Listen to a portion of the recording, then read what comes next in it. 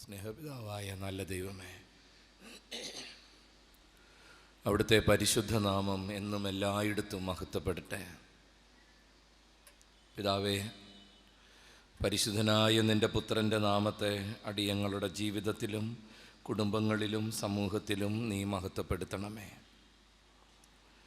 ഞങ്ങൾക്കാവശ്യമായ നിൻ്റെ വചനം നൽകി അടിയങ്ങളെ അനുഗ്രഹിക്കുകയും വിശുദ്ധീകരിക്കുകയും ബലപ്പെടുത്തുകയും ആശ്വസിപ്പിക്കുകയും ചെയ്യണമേ. എല്ലാം നിൻ്റെ മഹത്വത്തിനായി സമർപ്പിക്കുന്നു പിതാവേ. നിൻ്റെ പരിശുദ്ധനായ പുത്രൻ്റെ നാമത്തിൽ അടിയങ്ങൾ സമർപ്പിക്കുന്ന പ്രാർത്ഥന ദയോടെ കേട്ടരുളണമേ. ആമേൻ. യേശു കർത്താവിലും അവിടുത്തെ വത്സല മാതാവിലും സ്നേഹബഹുമാനപ്പെട്ട അച്ഛന്മാരെ, പ്രിയമുള്ള മാതാപിതാക്കളെ, സഹോദരി സഹോദരന്മാരെ, കൊച്ചുമക്കളെ, വളരെ സന്തോഷമുണ്ട് ലോകത്തിൻ്റെ ഈ തുമ്പത്ത് വന്ന് കർത്താവിൻ്റെ വചനം പറയാൻ സാധിച്ചതിൽ. ഏറെ ദൂരെ നിന്നാണ് ഞാൻ വരുന്നത്. ബഹുമാനപ്പെട്ട സ്വാഗത പ്രസംഗകൻ സൂചിപ്പിച്ചതുപോലെ ചാലക്കുടിയാണ് എൻ്റെ സ്വദേശം. അതുകൊണ്ട് തന്നെ ഇത്ര ദൂരെയുള്ള സ്ഥലങ്ങളിൽ വചന ശുശ്രൂഷ നടത്താൻ സന്തോഷമുണ്ടെങ്കിലും അല്പസ്വല്പം ഭയം ഇല്ലാതില്ല. അടിസ്ഥാനപരമായ കാരണം ഭാഷാപരമായ വൈവിധ്യമാണ്. ഞങ്ങളുടെ നാട്ടിലെ ഭാഷ നിങ്ങൾക്ക് അത്ര അങ്ങ് പിടിക്കത്തില്ല. ഇവിടുത്തെ ഭാഷ ഞങ്ങൾക്കൊട്ട് മനസ്സിലാവില്ല. അതുകൊണ്ട് ഈ പറയണതിൻ്റെ ഇടയിൽ എന്തെങ്കിലുമൊക്കെ മണ്ടത്തരം പിണയുമോ എന്നെനിക്ക് പേടിയുണ്ട്.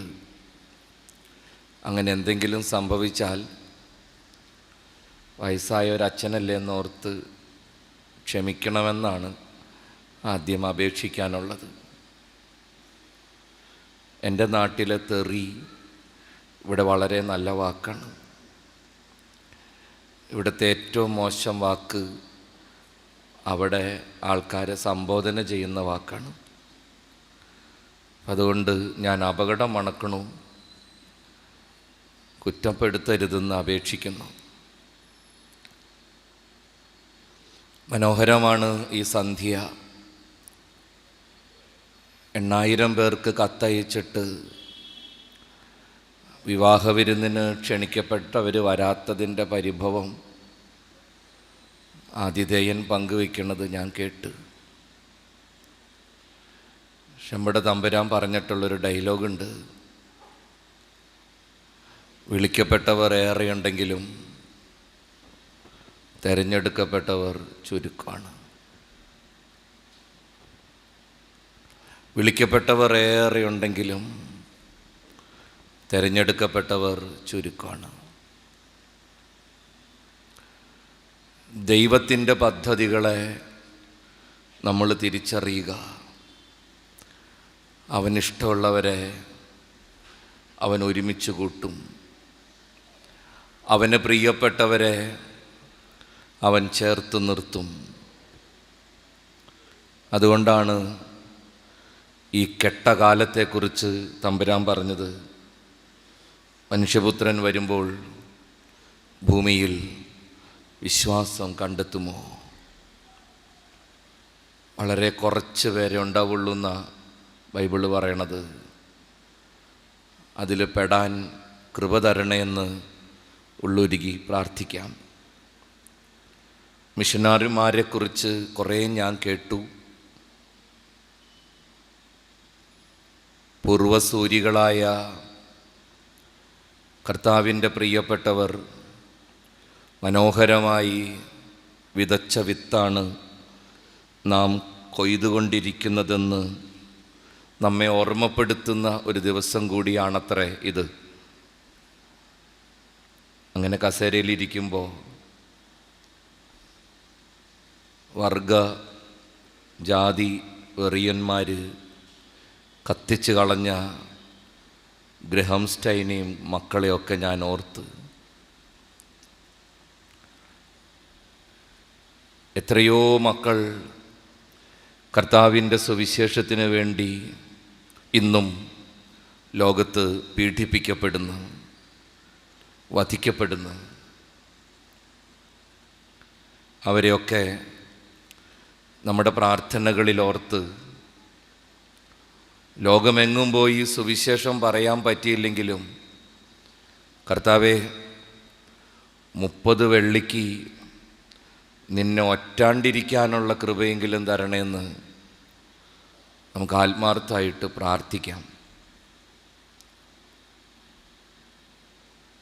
വലിയ വലിയ മിഷണറി പ്രവർത്തനങ്ങൾക്കൊക്കെ നമുക്ക് സാധ്യതകൾ പരിമിതമാണ്.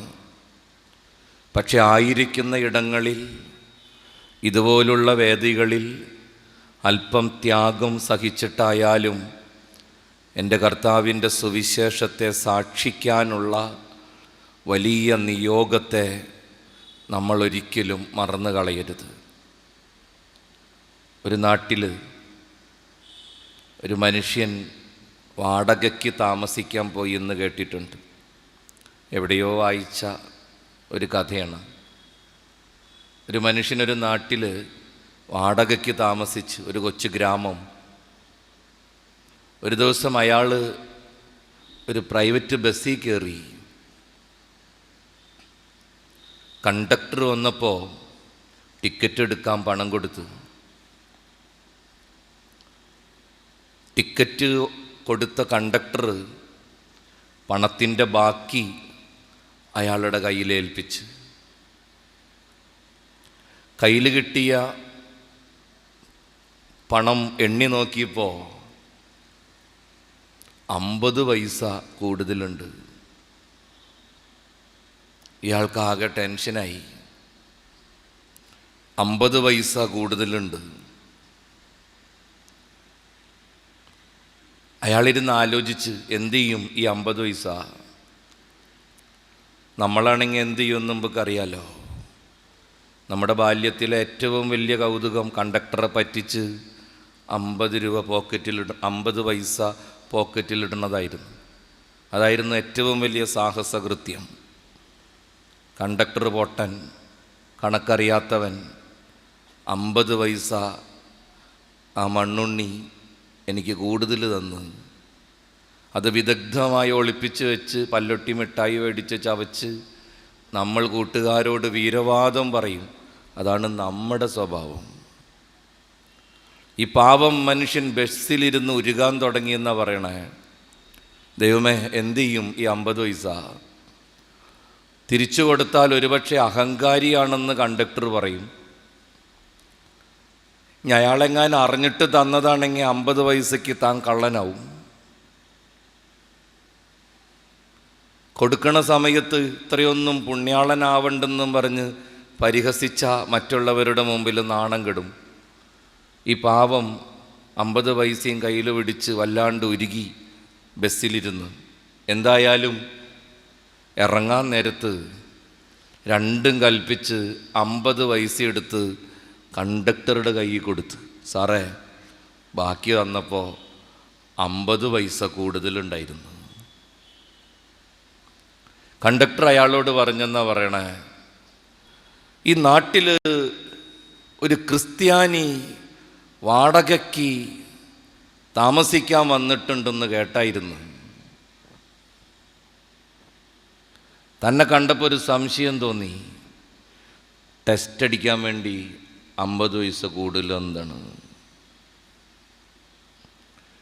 താൻ തന്നെയാണോ ആ ക്രിസ്ത്യാനി എന്നറിയാൻ വേണ്ടി തനിക്ക് ബാക്കി തന്നപ്പോൾ 50 പൈസ കൂടുതൽ തന്നതാണ്. ക്രിസ്ത്യാനിയല്ലേ? അത് സാറേ.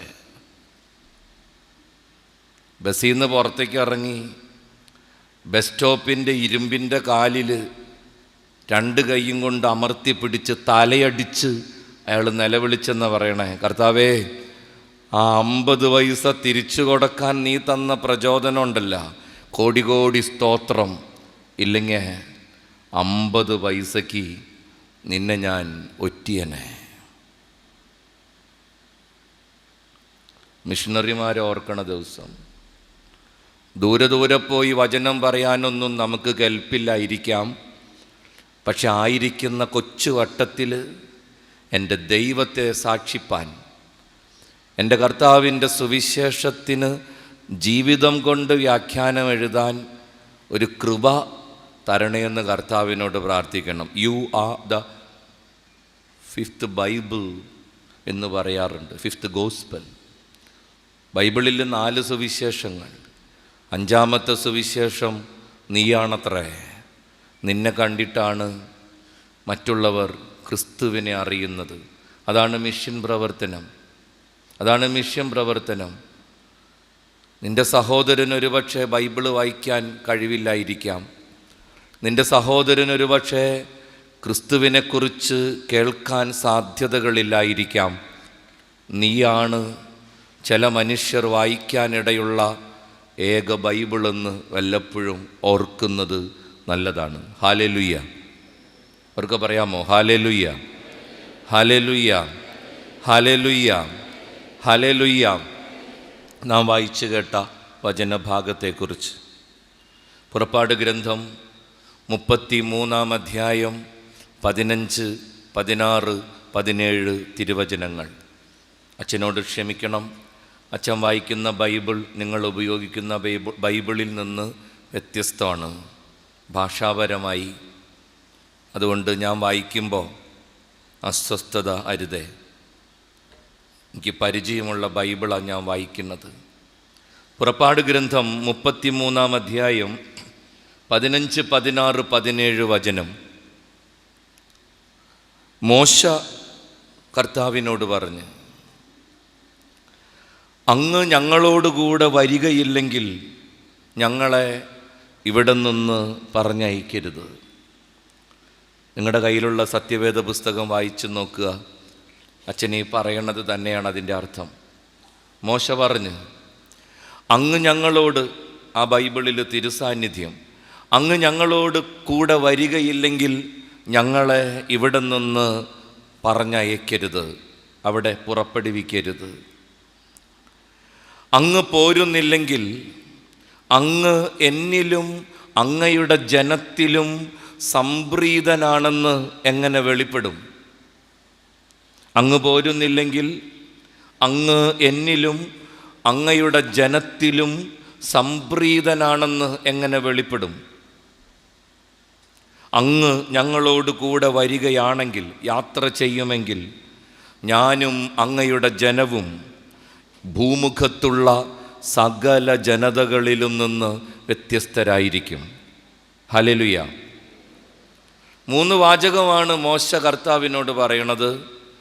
അങ്ങ് ഞങ്ങളോടുകൂടെ വരികയില്ലെങ്കിൽ ഞങ്ങളെ ഇവിടെ നിന്ന് പറഞ്ഞയക്കരുത്. അങ്ങ് പോരുന്നില്ലെങ്കിൽ അങ്ങ് എന്നിലും അങ്ങയുടെ ജനത്തിലും സംപ്രീതനാണെന്ന് എങ്ങനെ വെളിപ്പെടും?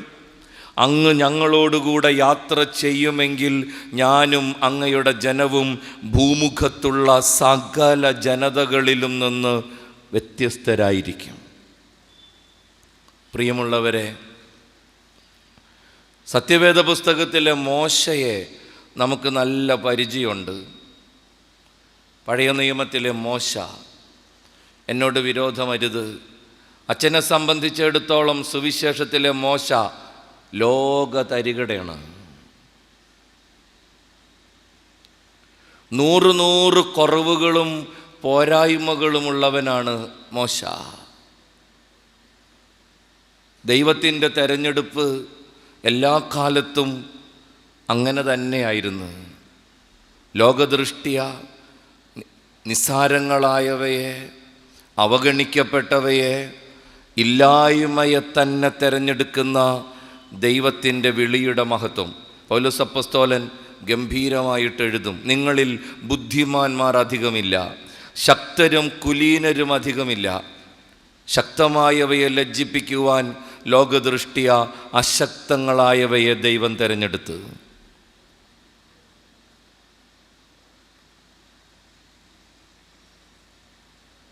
ലോകദൃഷ്ട്യ നിസ്സാരങ്ങളായവയെ, അവഗണിക്കപ്പെട്ടവയെ, ഇല്ലായ്മയെ തന്നെ ദൈവം തിരഞ്ഞെടുത്ത്. കാരണവും ബൈബിളിൽ പൗലോസ് ശ്ലീഹ പറയുന്നുണ്ട്, ദൈവസന്നിധിയിൽ ആരും അഹങ്കരിക്കാതിരിക്കാനാണ് അവൻ ഇങ്ങനെ ചെയ്തത്. പഴയ നിയമത്തിലെ മോശയുടെ ജീവിതം പരിശോധിക്കുമ്പോൾ 100 കുറവുകളും പോരായ്മകളും ഉള്ളവനാണ് മോശ. അപ്പനാരെന്നറിയാതെ വളർന്നവനാണ് അയാൾ. മോശയ്ക്ക് അറിയില്ല അപ്പനാരാണെന്ന്. കുറച്ച് നാൾ അമ്മയുടെ മുല കുടിച്ച് വളരാൻ അയാൾക്ക് ഭാഗ്യമുണ്ടായി. തങ്കപ്പെട്ട ഒരു പെങ്ങള് കൊച്ചിൻ്റെ സമയോചിതമായ ഇടപെടൽ കാരണം. പക്ഷെ മുലകുടി മാറിയപ്പോൾ അമ്മേനെ ഫറവോ വീട്ടിൽ നിന്ന് ഇറക്കി വിട്ട്.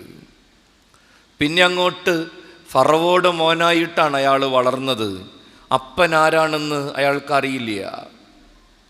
അങ്ങനെ വളർന്നൊരു മകനായതുകൊണ്ട് ഒത്തിരി ബലഹീനതകളുള്ളവനാണ് മോശ. അയാൾ വിക്കനാണ്. അയാൾക്ക് ഭയങ്കര വിക്കുണ്ട്. അയാൾ ക്ഷിപ്രകോപിയാണ്. പെട്ടെന്ന് ചൂടാവും. വെറുതെ ചൂടാവുമല്ല, അരിശം വന്ന മോശ കയറി അടിക്കും. അതും ചില്ലറ അടിയല്ല, 1.5 അടിയാണ്. അങ്ങനെ ഒരെണ്ണത്തിനിട്ട് തൊഴിച്ചതാണ്, അത് ചത്തുപോയി. മോശ ഒരു കൊലപാതകിയാണ്. Is a criminal. പട്ടാളം, പോലീസ് അന്വേഷിക്കുന്ന ഒരു കുറ്റവാളിയാണ് മോശ. മോശ വെള്ളത്തിൽ ഒഴുകി നടക്കണവനാ, ഒരിടത്തും ഇരിപ്പുറയ്ക്കാത്തവൻ. മോശ എന്ന വാക്കിൻ്റെ അർത്ഥം അതാണ്, വെള്ളത്തിൽ നിന്ന് എടുക്കപ്പെട്ടവൻ. നമ്മൾ പഠിച്ചിട്ടുണ്ട്. മൂസ എന്നാണ് കറക്റ്റ് പദമെന്ന് ബൈബിള് പഠിക്കുന്നവർ പറയണു. അരയന്നം എന്ന് ഹീബ്രു ഭാഷയിൽ അതിനൊരർത്ഥമുണ്ട്, ഒഴുകി നടക്കുന്നവൻ. മോശ ഒരിക്കലും ഉറച്ചിരിക്കില്ല. 100 കുറവുകളുള്ള ഈ മനുഷ്യനെക്കുറിച്ച് സത്യവേദ പുസ്തകത്തിൽ എഴുതി വച്ചിട്ടുള്ള കഥകളും കാര്യങ്ങളും വായിക്കുമ്പോൾ നമ്മൾ വല്ലാണ്ടാവും. ഇയാളെക്കുറിച്ചാണ് എഴുതിയിട്ടുള്ളത്. ഇയാൾ ആകാശത്തേക്ക് അലറുമ്പോൾ മഞ്ഞ പെയ്യും. ഇയാൾ ദിക്കുകളോട് കൽപ്പിക്കുമ്പോൾ കാടപ്പക്ഷികൾ വരും. ഇയാൾ പാറപ്പുറത്തടിക്കുമ്പോൾ വെള്ളം പുറപ്പെടും. ഇയാൾ കടലിന് നേരെ വടി നീട്ടുമ്പോൾ ചെങ്കടൽ പിളരും. ഇയാൾ പ്രാർത്ഥിക്കാൻ പള്ളി കയറുമ്പോൾ ആകാശത്തു നിന്ന് ദൈവസാന്നിധ്യം മേഘരൂപത്തിൽ ഇറങ്ങി വന്ന് സമാഗമ കൂടാരത്തെ പൊതിയും. രാത്രി അഗ്നിസ്തംഭം, പകൽ മേഘത്തൂണ്. ദൈവം അവൻ്റെ മുമ്പിലും മുകളിലും അങ്ങനെ നടന്ന്. ലൗകിക മാനദണ്ഡങ്ങൾ വെച്ച് നോക്കുമ്പോൾ, മാനുഷികമായ പ്രവണതകൾ വെച്ച് പരിശോധിക്കുമ്പോൾ മോശ ലോകതറയാണ്. പക്ഷേ ലോകചരിത്രം കണ്ടിട്ടുള്ള ഏറ്റവും ശക്തനായ നേതാവ്, ലോകം കണ്ടിട്ടുള്ള ഏറ്റവും കരുത്തുറ്റ നേതാവ്, സങ്കൽപ്പിക്കാൻ പോലും പറ്റാത്തവണ്ണം ഉജ്ജ്വലനായ നേതാവായിരുന്നു മോശ. ഞാൻ എവിടെയോ കേട്ടിട്ടുണ്ട്, ഈ മാനേജ്മെൻറ്റ് പഠനത്തിന് പോകുന്ന പിള്ളേർ പറഞ്ഞു കേട്ടേക്കണാണ്. ഞാൻ അത്രയൊന്നും പഠിച്ചിട്ടില്ല, അതിനുള്ള ബുദ്ധി ഉണ്ടായില്ല.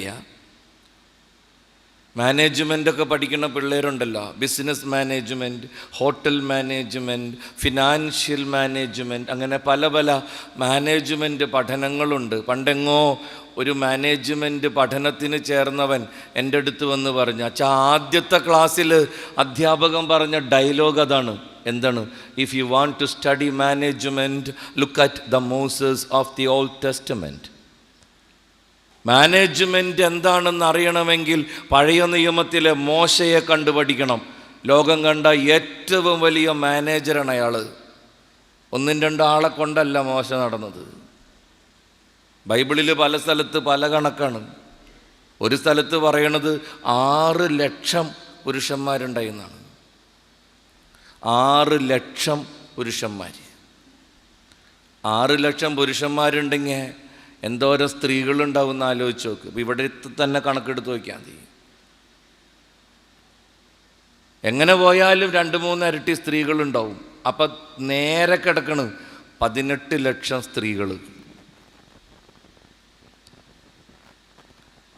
മക്കളെന്ന് പറയുന്നത് ദൈവാനുഗ്രഹമായി കരുതുന്ന ഒരു സമൂഹം. യാക്കോബിന് തന്നെ 13 എണ്ണമാണ്. എല്ലാ യഹൂദൻ്റെ വീട്ടിലും നെല്ലിക്കക്കൊട്ടം മറച്ചിട്ടോണ്ടാണ് പിള്ളേർ. 6 ലക്ഷം പുരുഷന്മാരും 18 ലക്ഷം സ്ത്രീകളുണ്ടെങ്കിൽ പിള്ളേരെത്രണ്ണുണ്ടാവും? ഓർക്കുമ്പോൾ നമുക്ക് പേടിയാവും. ആട് മേയിച്ച് നടക്കുന്ന സമൂഹമാണ്. മെയിൻ പരിപാടി ആടും ഈ ജീവജാലങ്ങളുമാണ്, കൃഷിയാണ്. എന്തോരം ആടുമാടുകളുണ്ടാവും. വെറുതെ ഒന്ന് ചിന്തിച്ച് നോക്കി പോക്കെങ്ങനെയായിരുന്നു ഈജിപ്തിൽ നിന്നുള്ള ഈ വരവ്, ഈ ചെങ്കടൽ മുറിക്കണ സ്റ്റൈല് ഏത് വിധത്തിലായിരുന്നെന്നൊന്ന് സങ്കല്പിച്ച് നോക്ക്. ഇമാതിരി ജനസഞ്ചയത്തെയും കൊണ്ടാണ് ഈ പടുവൃദ്ധൻ, 80 വയസ്സുണ്ട് അയാൾക്ക്. 40 വയസ്സ് വരെ ഫറവോൻ്റെ വീട്ടിൽ, 40ാമത്തെ വയസ്സിലാണ് ഒരുത്തനെ തല്ലിക്കൊല്ലണത്. അവിടുന്ന് രക്ഷപ്പെട്ട് ഹൊറേബിൽ വന്ന് 40 കൊല്ലം അമ്മായിപ്പൻ്റെ ആട് നോക്കിക്കഴിഞ്ഞ്, അങ്ങനെ 40 കൊല്ലം കഴിയുമ്പോഴാണ് ഹൊറേബിൽ കത്തുന്ന മുൾപ്പടർപ്പിൽ ദൈവം മോശയ്ക്ക് പ്രത്യക്ഷപ്പെടുന്നത്. ഈ പടുവൃദ്ധന് 80 വയസ്സുണ്ട്. പിന്നെ ഒരു 40 കൊല്ലം ഇയാൾ ഈ ജനസമുദ്രത്തെ കൊണ്ട് നടന്ന് ലോകം കണ്ട ഏറ്റവും വലിയ മാനേജർ മോശയാണ്. രാത്രി അഗ്നിസ്തംഭം, പകൽ മേഘത്തൂണ്. തമ്പുരാൻ അവൻ്റെ മുമ്പിലും മുകളിലും അങ്ങനെ നടന്ന്, അയാൾ ചെങ്കടൽ മുറിച്ച് മരുഭൂമി കടന്ന് പാറമേലടിച്ച് വെള്ളം പുറപ്പെടുവിച്ച്. ഞാൻ ഈ ബൈബിളിൽ അതൊക്കെ വായിക്കുമ്പോൾ എനിക്ക് ഭയങ്കര സങ്കടമൊക്കെ പണ്ട് തോന്നാറുണ്ട്. കർത്താവ് മോശയോട് പറഞ്ഞല്ലോ, ഇവിടെ നിന്ന് കണ്ടാൽ മതി ഇസ്രായേൽ, ഞാൻ കൊടുത്തിട്ടുള്ള കാനാൻ ദേശം, ഇവിടം വരെ ഉള്ളൂ നിനക്ക്. എൻ്റെ കാരണം പറയണത് മാറായിലെ വെള്ളമാണ്. മോശയോട് പാറയുടെ നേരെ വടി നീട്ടാൻ പറഞ്ഞപ്പോൾ മോശ ഒരു കൊട്ട് കൊടുത്തുന്നാണ് പറയണേ. ഒരടി അടിച്ച്. തമ്പുരാനത് ഇഷ്ടമായില്ല, അടിക്കാൻ പറഞ്ഞില്ല, നീട്ടാനേ പറഞ്ഞുള്ളൂ. ഇത്ര ആർഭാടം വേണ്ടെന്നും പറഞ്ഞിട്ടാണ് അടി. ഇവിടം വരെ ഉള്ളു, അങ്ങോട്ട് പോകണ്ടെന്ന്. ആദ്യമൊക്കെ എനിക്ക് ദൈവത്തോട് ഇത്തിരി കലിപ്പൊക്കെ തോന്നി. കർത്താവേ, അത്ര വലിയ കുറ്റമാണോ? നീട്ടാൻ പറഞ്ഞു കൊടുത്ത് അടിച്ച്. ഇത്തിരി സ്റ്റാൻഡേർഡ് ആയിക്കോട്ടെ എന്ന് കരുതി. ഞാനായാലും ചെയ്യാൻ സാധ്യതയുള്ളൊരു കേസ് കേട്ടാണ്. അതിനിതിനും മാത്രം ചൂടാവേണ്ട എന്ത് കാര്യമുണ്ട്? ഒരു 5-8 വർഷം മുമ്പ് സൗദി അറേബ്യയിൽ പ്രസംഗം പറയാൻ പോയി. ഇലക്ട്രീഷ്യൻ വിസിയായിരുന്നു. അവിടെ അങ്ങനെയൊന്നും പോകാൻ പറ്റില്ലല്ലോ. അവിടെ ചെന്ന് തബൂക്ക് എന്ന് പറയുന്ന സ്ഥലത്ത് ഈ മോശ വെള്ളം ഉണ്ടാക്കിയ സ്ഥലം കാണാൻ പോയി. അപ്പോഴാണ് ഞാൻ മുട്ടുകുത്തി നിന്ന് തമ്പുരാനോട് അതുവരെയുള്ള പാപത്തിന് പ്രാശ്ചിത്തമായിട്ട് മാപ്പ് പറഞ്ഞത്. ഞാൻ വിചാരിച്ചത് ഒരു സ്ഥലത്ത് ഇങ്ങേരെ അടിച്ചിട്ടുള്ളൂ എന്നാണ് നമ്മുടെ മോശ. അവിടെ ചെന്നപ്പോഴാണ് കഥ അറിയണേ. ഓടി നടന്നടിച്ചേക്കാണ്. 50 മീറ്റർ ഗ്യാപ്പിട്ട് ചാട്ടപ്പടാന്നടിച്ചിട്ടിട്ടുണ്ട്. 1/2 കിലോമീറ്റർ അപ്പുറത്ത് നല്ല കട്ടുപ്പുള്ള കടൽ വെള്ളം നമ്മുടെ മോശ അടിച്ചിട്ടിടത്ത് ഇപ്പോഴുണ്ട്. നല്ല മധുരമുള്ള വെള്ളമാണ്. 50 മീറ്റർ ഗ്യാപ്പിട്ടേ ഓടി നടന്നടിച്ചണ്ണൻ. കിട്ടിയ ചാൻസ് കളഞ്ഞില്ല. തമ്പുരാന് പ്രാന്താവാണ്ടിരിക്കുമോ? വെറുതെ അല്ല കർത്താവ് പറഞ്ഞത്, ഇവിടം വരെ മതി, തൃപ്തിയായിന്ന്. ഞാൻ പലപ്പോഴും മോശയോട് ചോദിച്ച്, ഇത്രമാത്രം തറയായിരുന്നിട്ട്, ഇമാതിരി കുറവുകളും പോരായ്മകളും ഒക്കെ ഉണ്ടായിരുന്നിട്ട് നീ എങ്ങനെയാണ് ഇത്ര വലിയവനായത്? നിനക്കെവിടെ നിന്നാണ് ഇമാതിരി കൃപകൾ കിട്ടിയത്? ഞാൻ ഇടയ്ക്കിടയ്ക്ക് വിശുദ്ധ നാട്ടിൽ പോവാറുണ്ട്. ഇവിടെ ഇരിക്കുന്ന അച്ഛന്മാരൊക്കെ ചിലരൊക്കെ പോവാറുണ്ട്. അവിടെ വെച്ച് പല ആത്മാക്കളെയും ഞാൻ കാണാറുണ്ട്. ഈ വിശുദ്ധ നാട്ടിൽ പോകുമ്പോഴൊക്കെ എനിക്ക് ഇഷ്ടമുള്ള സ്ഥലം ഈ ചെങ്കടൽ. ഞാനൊരു 5-8 പ്രാവശ്യമെങ്കിലും പോയി. ദൈവകൃപ കൊണ്ട് പോയതാണ്. ഓരോരുത്തരിങ്ങനെ ഈ നരച്ച തല കാണുമ്പോൾ ടിക്കറ്റ് വേഗം ചിലവാകും. അതുകൊണ്ട് അവർ ഇടണതാണ്. അങ്ങനെ ഞാൻ പോവും. ഞാൻ ചെല്ലുമ്പോഴൊക്കെ വൈകുന്നേരം ഈ ചെങ്കടലിൽ ഒന്ന് ഇറങ്ങും. കൊണ്ടുപോകണൊരു ബർമൂടിയൊക്കെ ഇട്ട് ചുമ്മാ ഒരു കൗതുകം. നമ്മൾ ഈ ചെങ്കടലിൽ സന്ധ്യ നേരത്താണ് അവിടെ ചെല്ലാറ്. ഈജിപ്തിലേക്ക് ഉള്ള വഴിയിലാണ്. അവിടെ ചെല്ലും. എപ്പോൾ ചെന്നാലും എനിക്കതൊരു സൂക്കേടാണ്. ഞാൻ ഈ ബർമൂടി ഇട്ട് ഈ ചെങ്കടലിൽ ഒന്ന് ഇറങ്ങും. ഇറങ്ങണേക്ക് മുമ്പ് തീരത്ത് കിടക്കണ ഒരു വടി എടുത്ത് കയ്യിൽ പിടിക്കും. ഇഷ്ടംപോലെ വടി കരയ്ക്ക് കിടപ്പുണ്ടാവുമല്ലോ, പഴയകാല കമ്പും കോലും ഒക്കെ ഉണ്ടാവും. ഒരു വടി എടുത്ത് കയ്യിൽ പിടിക്കും. കഴുത്തൊപ്പം വെള്ളത്തിൽ ഇറങ്ങി നിന്ന് എല്ലാ കൊല്ലവും ഞാൻ അലറും, മാറിപ്പോട്ടെ. മോശ മാറ്റിയ കടലാണുള്ള. മോശയ്ക്ക് അപ്പനാരാന്നറിയാൻ പാണ്ടായില്ല, നമ്മുടെ തന്താരാന്ന് എനിക്ക് നന്നായിട്ടറിയാം. ദൈവകൃപ കൊണ്ട് വിക്കില്ല, ആരെയും കൊന്നിട്ടില്ല, തല്ലിയിട്ടൊക്കെ ഉണ്ട്. ഞാൻ വെള്ളത്തിലിറങ്ങി നിന്ന് അലറും, മാറിപ്പോട്ടെ. ഉപ്പുവെള്ളം നോക്കി പോണല്ലാണ്ട് കടൽ ഇതുവരെ മാറിയിട്ടില്ല. ഞാൻ കയറി മോശയോട് ചോദിക്കും, തനിക്കിതെങ്ങനെ സാധിച്ച്? തനിക്കിതെങ്ങനെ സാധിച്ച്? ഇമ്മാതിരി കൃപ അങ്ങേക്ക് എവിടെ നിന്ന് കിട്ടി? ഒരിക്കൽ മോശ പറഞ്ഞ്, നീ പോയി പുറപ്പാട് പുസ്തകം 33:15 എടുത്ത് വായിക്കി, അവിടെ കിടപ്പുണ്ട് എൻ്റെ കൃപയുടെ അടിസ്ഥാനം. അങ്ങനെ ഈ വചനം ഈ ഉള്ളവൻ്റെ കണ്ണിൽപ്പെട്ടത്. മോശ പറഞ്ഞ്, നീ പുറപ്പാടിൻ്റെ 33:15 എടുത്ത് വായിക്കി. മോശ കർത്താവിനോട് പറയുന്ന പ്രാർത്ഥനയാണത്. മോശയ്ക്ക് ആകെ ദൈവത്തോടുള്ള ഡിമാൻഡാണത്, നീ എൻ്റെ കൂടെ വരണം. അങ്ങ് ഞങ്ങളോടുകൂടെ വരികയില്ലെങ്കിൽ ഞങ്ങളെ ഇവിടെ നിന്ന് പറഞ്ഞയക്കരുത്. If you don't come I won't go. നീ എൻ്റെ കൂടെ വന്നില്ലെങ്കിൽ ഒരടി ഞാൻ വെക്കില്ല എൻ്റെ കർത്താവേ. മോശ അച്ചിട്ടമായിട്ടാണ് കർത്താവിനോട് പറഞ്ഞത്. മോശയുടെ പ്രാർത്ഥന എന്നാണ് അച്ഛൻ ഈ വചനഭാഗത്തെ വിളിക്കാറുള്ളത്. It's prayer of Moses. മോശയുടെ പ്രാർത്ഥന. നീ എൻ്റെ കൂടെ വന്നില്ലെങ്കിൽ ഞാൻ ഒരിടത്തും പോവില്ല. നീ എൻ്റെ കൂടെ ഉണ്ട് എന്നുള്ളതാണ് എൻ്റെ ജീവിതത്തിൻ്റെ ബലം. നീ എൻ്റെ കൂടെ വന്നില്ലെങ്കിൽ ഞാൻ ഒരിടത്തും എത്ര മനോഹരമായിട്ടാണ് മോശ കർത്താവിനെ കുപ്പിയിലിറക്കണതെന്ന് നോക്കിക്കേ.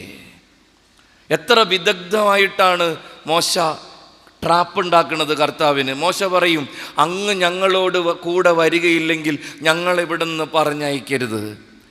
അങ്ങ് വരുന്നില്ലെങ്കിൽ അങ്ങ് എന്നിലും അങ്ങയുടെ ജനത്തിലും സംപ്രീതനാണെന്ന് എങ്ങനെ മനസ്സിലാവും? കർത്താവിനോട് മോശ പറയുക, നാഴിക്ക് 40 വട്ടം നീ പറയണുണ്ടല്ലോ, I love you, I love you. ഇത് നിൻ്റെ ജനമാണ്, ഞാൻ നിൻ്റെ പ്രവാചകനാണ്. നീ പറയണതിൽ വല്ല കഴമ്പുണ്ടെങ്കിൽ നീ കൂടെ വാ. അങ്ങനെയാണല്ലോ എല്ലാവരും പറയണത്. ഇപ്പോഴും ലൈനടിക്കണവരൊക്കെ പറയണത് അങ്ങനെയാണ്. സ്നേഹം ഉണ്ടെന്ന് പറഞ്ഞുകൊണ്ട് നടന്നാൽ പോരാ, കൂടെ വരണം. ഉള്ളതൊക്കെ ചങ്കിലുണ്ടെന്ന് പറഞ്ഞുകൊണ്ട് നടന്നാൽ പോരാ, പുറത്ത് കാട്ടണം. അങ്ങനെയല്ലേ പറയുക? അതെ, സ്നേഹത്തിൻ്റെ അടിസ്ഥാനമാണത്. സ്നേഹിക്കുന്നവരെ പരിഗണിക്കണം. മോശ പറയാണ്, അങ്ങ് ഞങ്ങളോടുകൂടെ വരികയില്ലെങ്കിൽ അങ്ങ് എന്നിലും അങ്ങയുടെ ജനത്തിലും സംപ്രീതനാണെന്ന് എങ്ങനെ വെളിപ്പെടും? കർത്താവേ, നീ കൂടെ വന്നില്ലെങ്കിൽ നമ്മൾ തമ്മിൽ സ്നേഹത്തിലാണെന്ന്, അടുപ്പത്തിലാണെന്ന് മറ്റുള്ളവർക്ക് എങ്ങനെ മനസ്സിലാവും? അതുകൊണ്ട് നീ എൻ്റെ കൂടെ വാ. കർത്താവ് വരയ്ക്കും. കർത്താവിന് രക്ഷപ്പെടാൻ പറ്റുകയില്ല. അടുത്ത വാചകം, നീ എൻ്റെ കൂടെ വരികയാണെങ്കിൽ, ഇഫ് യു കം, നീ എൻ്റെ കൂടെ വന്നാൽ ഞാനും നിൻ്റെ ജനവും ഈ ഭൂമുഖത്തുള്ള സകല ജനതകളിലും നിന്ന് വ്യത്യസ്തരായിരിക്കും. പിള്ളേരുടെ ഭാഷയെ പറഞ്ഞ കർത്താവേ, നീ എൻ്റെ കൂടെ വന്നാൽ മതി, ഞാൻ അടിച്ച് പൊളിക്കും. നീ എൻ്റെ കൂടെ ഉണ്ട് എന്നുള്ളതാണ് എൻ്റെ ബലം. മോശയുടെ പ്രാർത്ഥന, എൻ്റെ കൂടെ വാ, എൻ്റെ കൂടെ വാ. നമ്മുടെ ജീവിതത്തിൽ എപ്പോഴും നമ്മൾ സൂക്ഷിക്കേണ്ട ഒരു ചിന്തയാണത്. പ്രഭാതത്തിലും പ്രദോഷത്തിലും ജീവിതത്തിൻ്റെ നിർണായക നിമിഷങ്ങളിലും വേദനയുടെ കഷ്ടപ്പാടിൻ്റെ നെരിപ്പോടിലും സന്തോഷത്തിൻ്റെ സമൃദ്ധിയിലും ഉത്സവത്തിലും നിൻ്റെ കൂടെ നിൻ്റെ കർത്താവുണ്ടെന്ന് നീ ഉറപ്പാക്കണം. അത് വളരെ പ്രധാനപ്പെട്ട കാര്യമാണ്. കർത്താവിനെ മഹത്വപ്പെടുത്തും. കർത്താവിനെ മഹത്വപ്പെടുത്തുന്നവരെ കർത്താവ് മഹത്വപ്പെടുത്തും. ആ വചനം നിങ്ങൾ കേട്ടിട്ടുണ്ട്, നിങ്ങൾ എന്നോട് ചേർന്നിരുന്നാൽ ഞാൻ നിങ്ങളോടും ചേർന്നിരിക്കും. കർത്താവിനെ മഹത്വപ്പെടുത്തുന്ന കുടുംബങ്ങളെ, കർത്താവിനെ മഹത്വപ്പെടുത്തുന്ന ജീവിതങ്ങളെ, കർത്താവിനെ മഹത്വപ്പെടുത്തുന്ന സമൂഹങ്ങളെ കർത്താവ് മഹത്വപ്പെടുത്തും. അടുത്ത വാചകം പറയാൻ അച്ഛന് സങ്കടമുണ്ട്, നിവൃത്തിയില്ലാത്തതുകൊണ്ട് പറയണാണ് അച്ഛൻ. കർത്താവിനെ മഹത്വപ്പെടുത്താത്ത ഇടത്തു നിന്ന് കർത്താവിൻ്റെ മഹത്വം പടിയിറങ്ങിപ്പോവും.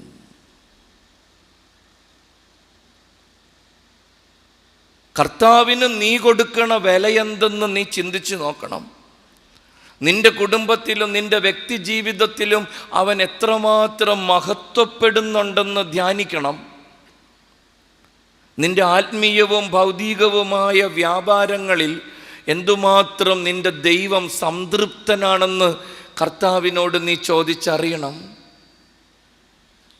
നമ്മുടെയൊക്കെ വീട്ടിൽ കർത്താവ് ഉണ്ടല്ലോ അല്ലേ? ഉണ്ടല്ല. എല്ലാ ദിവസവും പ്രാർത്ഥന നടക്കണ വീടല്ലേ? എല്ലാ ദിവസവും തിരുവചനം വായിക്കുന്ന ഭവനങ്ങളല്ലേ? വീടൊക്കെ പണിത് കഴിഞ്ഞപ്പോൾ ഒരു പ്രത്യേക ദിവസം പ്രത്യേകമായൊരു പ്രതിഷ്ഠ അച്ഛന്മാരൊക്കെ വന്ന് വീട്ടിൽ നടത്തിയതല്ലേ? അങ്ങനെ തമ്പുരാനെ വീട്ടിൽ കുടിയിരുത്തിയതല്ലേ?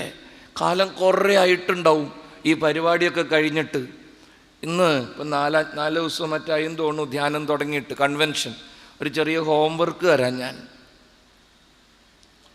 ഇന്ന് തന്നെ ചെയ്യണമെന്ന് നിർബന്ധമൊന്നുമില്ല, എന്നാലും ഈ അടുത്ത ദിവസങ്ങളിൽ എന്തെങ്കിലും ചെയ്താൽ നല്ലതായിരിക്കും. തനിച്ച് വീട്ടിൽ പ്രാർത്ഥിക്കുന്ന ഇടത്തൊന്ന് പോയി ഇരിക്കുക. വീട്ടിൽ പ്രാർത്ഥിക്കണ ഒരിടം ഉണ്ടാവില്ലോ, എന്തായാലും അടുക്കളയിൽ ഇരുന്നിട്ടാവില്ലല്ല, ഒരിടം ഉണ്ടാവും പ്രാർത്ഥിക്കാൻ സ്ഥിരം. അവിടെ പോയി ഇരിക്കുക. ചമ്രം പടിഞ്ഞിരിക്കാൻ ബുദ്ധിമുട്ടുള്ള ഒരു കസേര വലിച്ചിട്ടിരുന്നോ, കുഴപ്പമില്ല. പക്ഷെ ഒറ്റയ്ക്കായിരിക്കണം, വേറെ ആരും വേണ്ട. സമയം കിട്ടുമ്പോൾ ചെയ്താൽ മതി. കണ്ണടച്ച് കർത്താവിനെ മനസ്സിൽ ധ്യാനിക്കുക.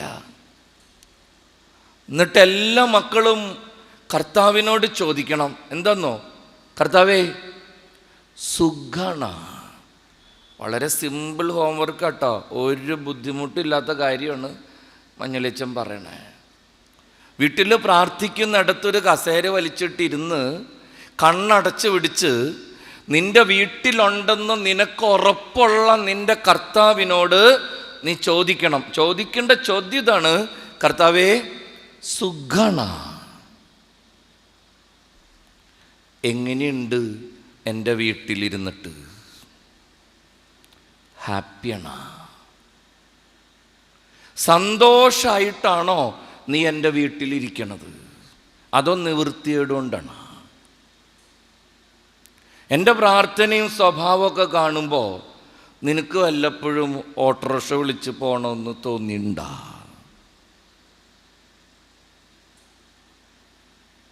നമ്മുടെ വീട്ടിൽ വന്നു കയറുന്ന എല്ലാവരോടും നമ്മൾ ചോദിക്കണ ഒരു ചോദ്യം അത്, സുഖാണ?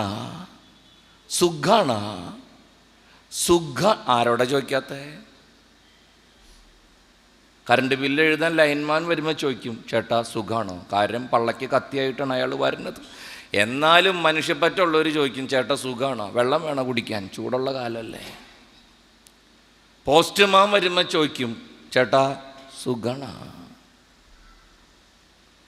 ഏത് നാട്ടുകാർ, വീട്ടുകാർ, കൂട്ടുകാർ, ഇപ്പം സ്ഥാനാർത്ഥികൾ വീട് കയറി നിരങ്ങാൻ വരും, എല്ലാ ആത്മാക്കളോടും ചോദിക്കും സുഖാണ?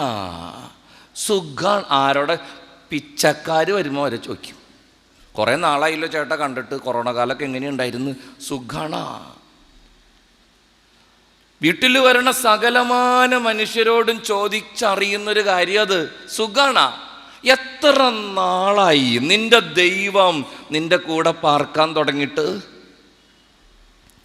എത്ര നാളായി നിന്റെ ദൈവം നിന്റെ വീട്ടിൽ വാസം തുടങ്ങിയിട്ട്?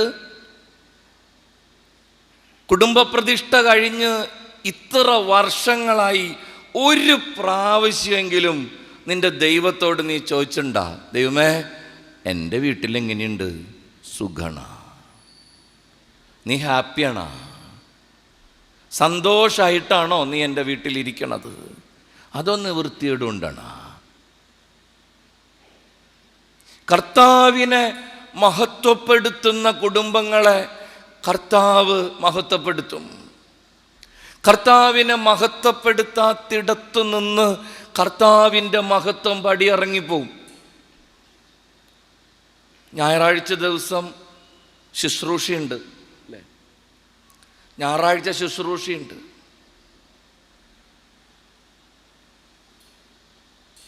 യൂറോപ്പിൽ നിന്ന് വന്ന മിഷണറിമാരിൽ നിന്ന് നേരിട്ട് മാമോദീസ മുങ്ങിയ ആത്മാക്കളും ഞായറാഴ്ച പോവില്ല. വലിയ തറവാടികളുണ്ട്. എൻ്റെ പള്ളിയിലുണ്ട് ചില ആത്മാക്കൾ. എന്തോരം പറഞ്ഞാലും പള്ളി കയറില്ല. വന്നാൽ തന്നെ പള്ളിയുടെ പുറത്താണ്. അകത്ത് കയറാൻ ഭയങ്കര മടിയാണ്. ഞാൻ ഇവിടുത്തെ കാര്യമൊന്നും അല്ലാട്ടോ പറയണത്. അന്റാർട്ടിക്ക,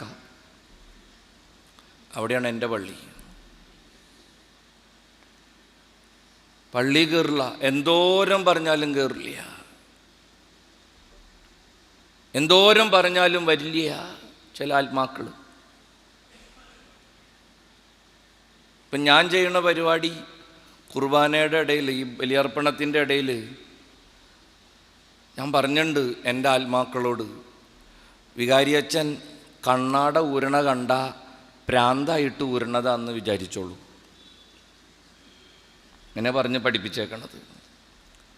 പള്ളിയകത്ത് കയറാൻ പറഞ്ഞിട്ടും കയറാത്തവർ, അവരെ കാണുമ്പോൾ, പലവട്ടം പറഞ്ഞിട്ട് അനുസരിക്കാത്തവരെ കാണുമ്പോൾ ഞാൻ എൻ്റെ കണ്ണാട ഊരി മാറ്റും.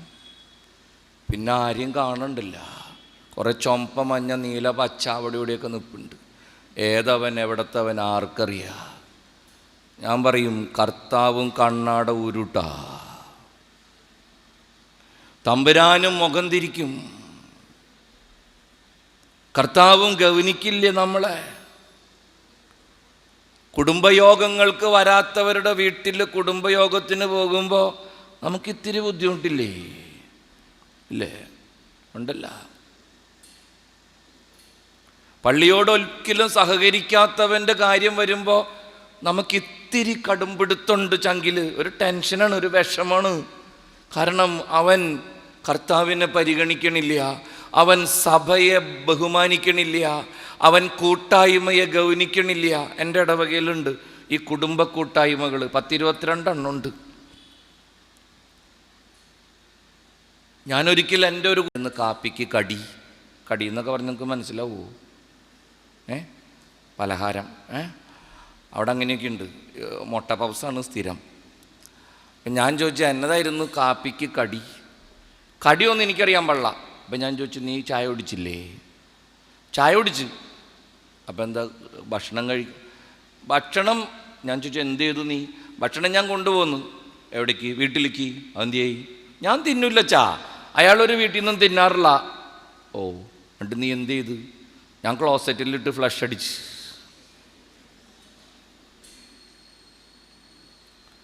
ഇത് എൻ്റെ ഇടവകക്കാരൻ ടോമിയുടെ മാത്രം സ്വഭാവമല്ല. നമ്മുടെ കൊച്ചൻ്റെ മാമോദീസ വന്ന് നമ്മൾ കൂട്ടുകാരനെ വിളിച്ച്, അവൻ വന്നില്ല. നമ്മുടെ കൊച്ചൻ്റെ അടുത്ത ഫംഗ്ഷൻ വന്ന് വീട്ടിൽ വിളിച്ച്, വന്നില്ല. കല്യാണം വന്ന് ക്ഷണിച്ച്, വന്നില്ല. വീട് വെഞ്ചിരിപ്പ് പ്രതിഷ്ഠ വന്ന് വീടിൻ്റെ വിളിച്ച്, വന്നില്ല. ഇതൊക്കെ കഴിഞ്ഞപ്പോൾ അവൻ്റെ കൊച്ചൻ്റെ കല്യാണം വന്ന് നിന്നെ വന്ന് വിളിച്ച്, തറവാട്ടി പറഞ്ഞവൻ പോവോ? അഭിമാനമുള്ളവൻ പോവോ? അച്ഛൻ പറഞ്ഞതിൻ്റെ അർത്ഥം മനസ്സിലായില്ല. കർത്താവിനെ മഹത്വപ്പെടുത്തുന്ന കുടുംബങ്ങളെയാണ് കർത്താവ് മഹത്വപ്പെടുത്തുക. കർത്താവിനെ മഹത്വപ്പെടുത്താത്തിടത്തു നിന്ന് കർത്താവിൻ്റെ മഹത്വം പടിയിറങ്ങിപ്പോവും. പഴയ നിയമത്തിൽ നമ്മൾ വായിക്കും, ദൈവത്തിൻ്റെ മഹത്വം പ്രവാചകൻ കണ്ട് ദേവാലയത്തിൻ്റെ അതിവിശുദ്ധ സ്ഥലം വിട്ടിറങ്ങി ദേവാലയത്തിൻ്റെ മധ്യത്തിൽ വന്ന് നിൽക്കണു. ഇസ്രായേലിൻ്റെ ചെയ്തികൾ കണ്ട് മനം മടുത്ത ദൈവത്തിൻ്റെ മഹത്വം അടുത്ത നിമിഷം ദേവാലയത്തിൽ നിന്ന് ഇറങ്ങി ദേവാലയത്തിൻ്റെ പുറത്ത് വന്ന് നിൽക്കണു. അടുത്ത നിമിഷം പ്രവാചകൻ കണ്ട് ദൈവത്തിൻ്റെ മഹത്വം പട്ടണത്തിൻ്റെ നടുവിൽ പോയി നിൽക്കണ്. ദൈവത്തിൻ്റെ മഹത്വം പടിയിറങ്ങിപ്പോവും. പ്രിയപ്പെട്ടവരെ, കർത്താവിനെ മഹത്വപ്പെടുത്തുന്നവരെ കർത്താവ് മഹത്വപ്പെടുത്തും. കർത്താവിനെ മഹത്വപ്പെടുത്താത്തിടത്തു നിന്ന് കർത്താവിൻ്റെ മഹത്വം നമുക്ക് നഷ്ടപ്പെടും. അതുകൊണ്ട് വളരെ ജാഗ്രതയോടെ മോശ പ്രാർത്ഥിച്ചതുപോലെ പ്രാർത്ഥിക്കണം. നീ എൻ്റെ കൂടെ ഉണ്ട് എന്നുള്ളതാണ് എൻ്റെ ജീവിതത്തിൻ്റെ മഹത്വം. ഉൽപ്പത്തിയുടെ പുസ്തകം 12-ാം അധ്യായം 1 മുതലുള്ള വചനം. ഉൽപ്പത്തി 12-ന്റെ 1 മുതലുള്ള വചനം. കർത്താവ് അബ്രാമിനോട്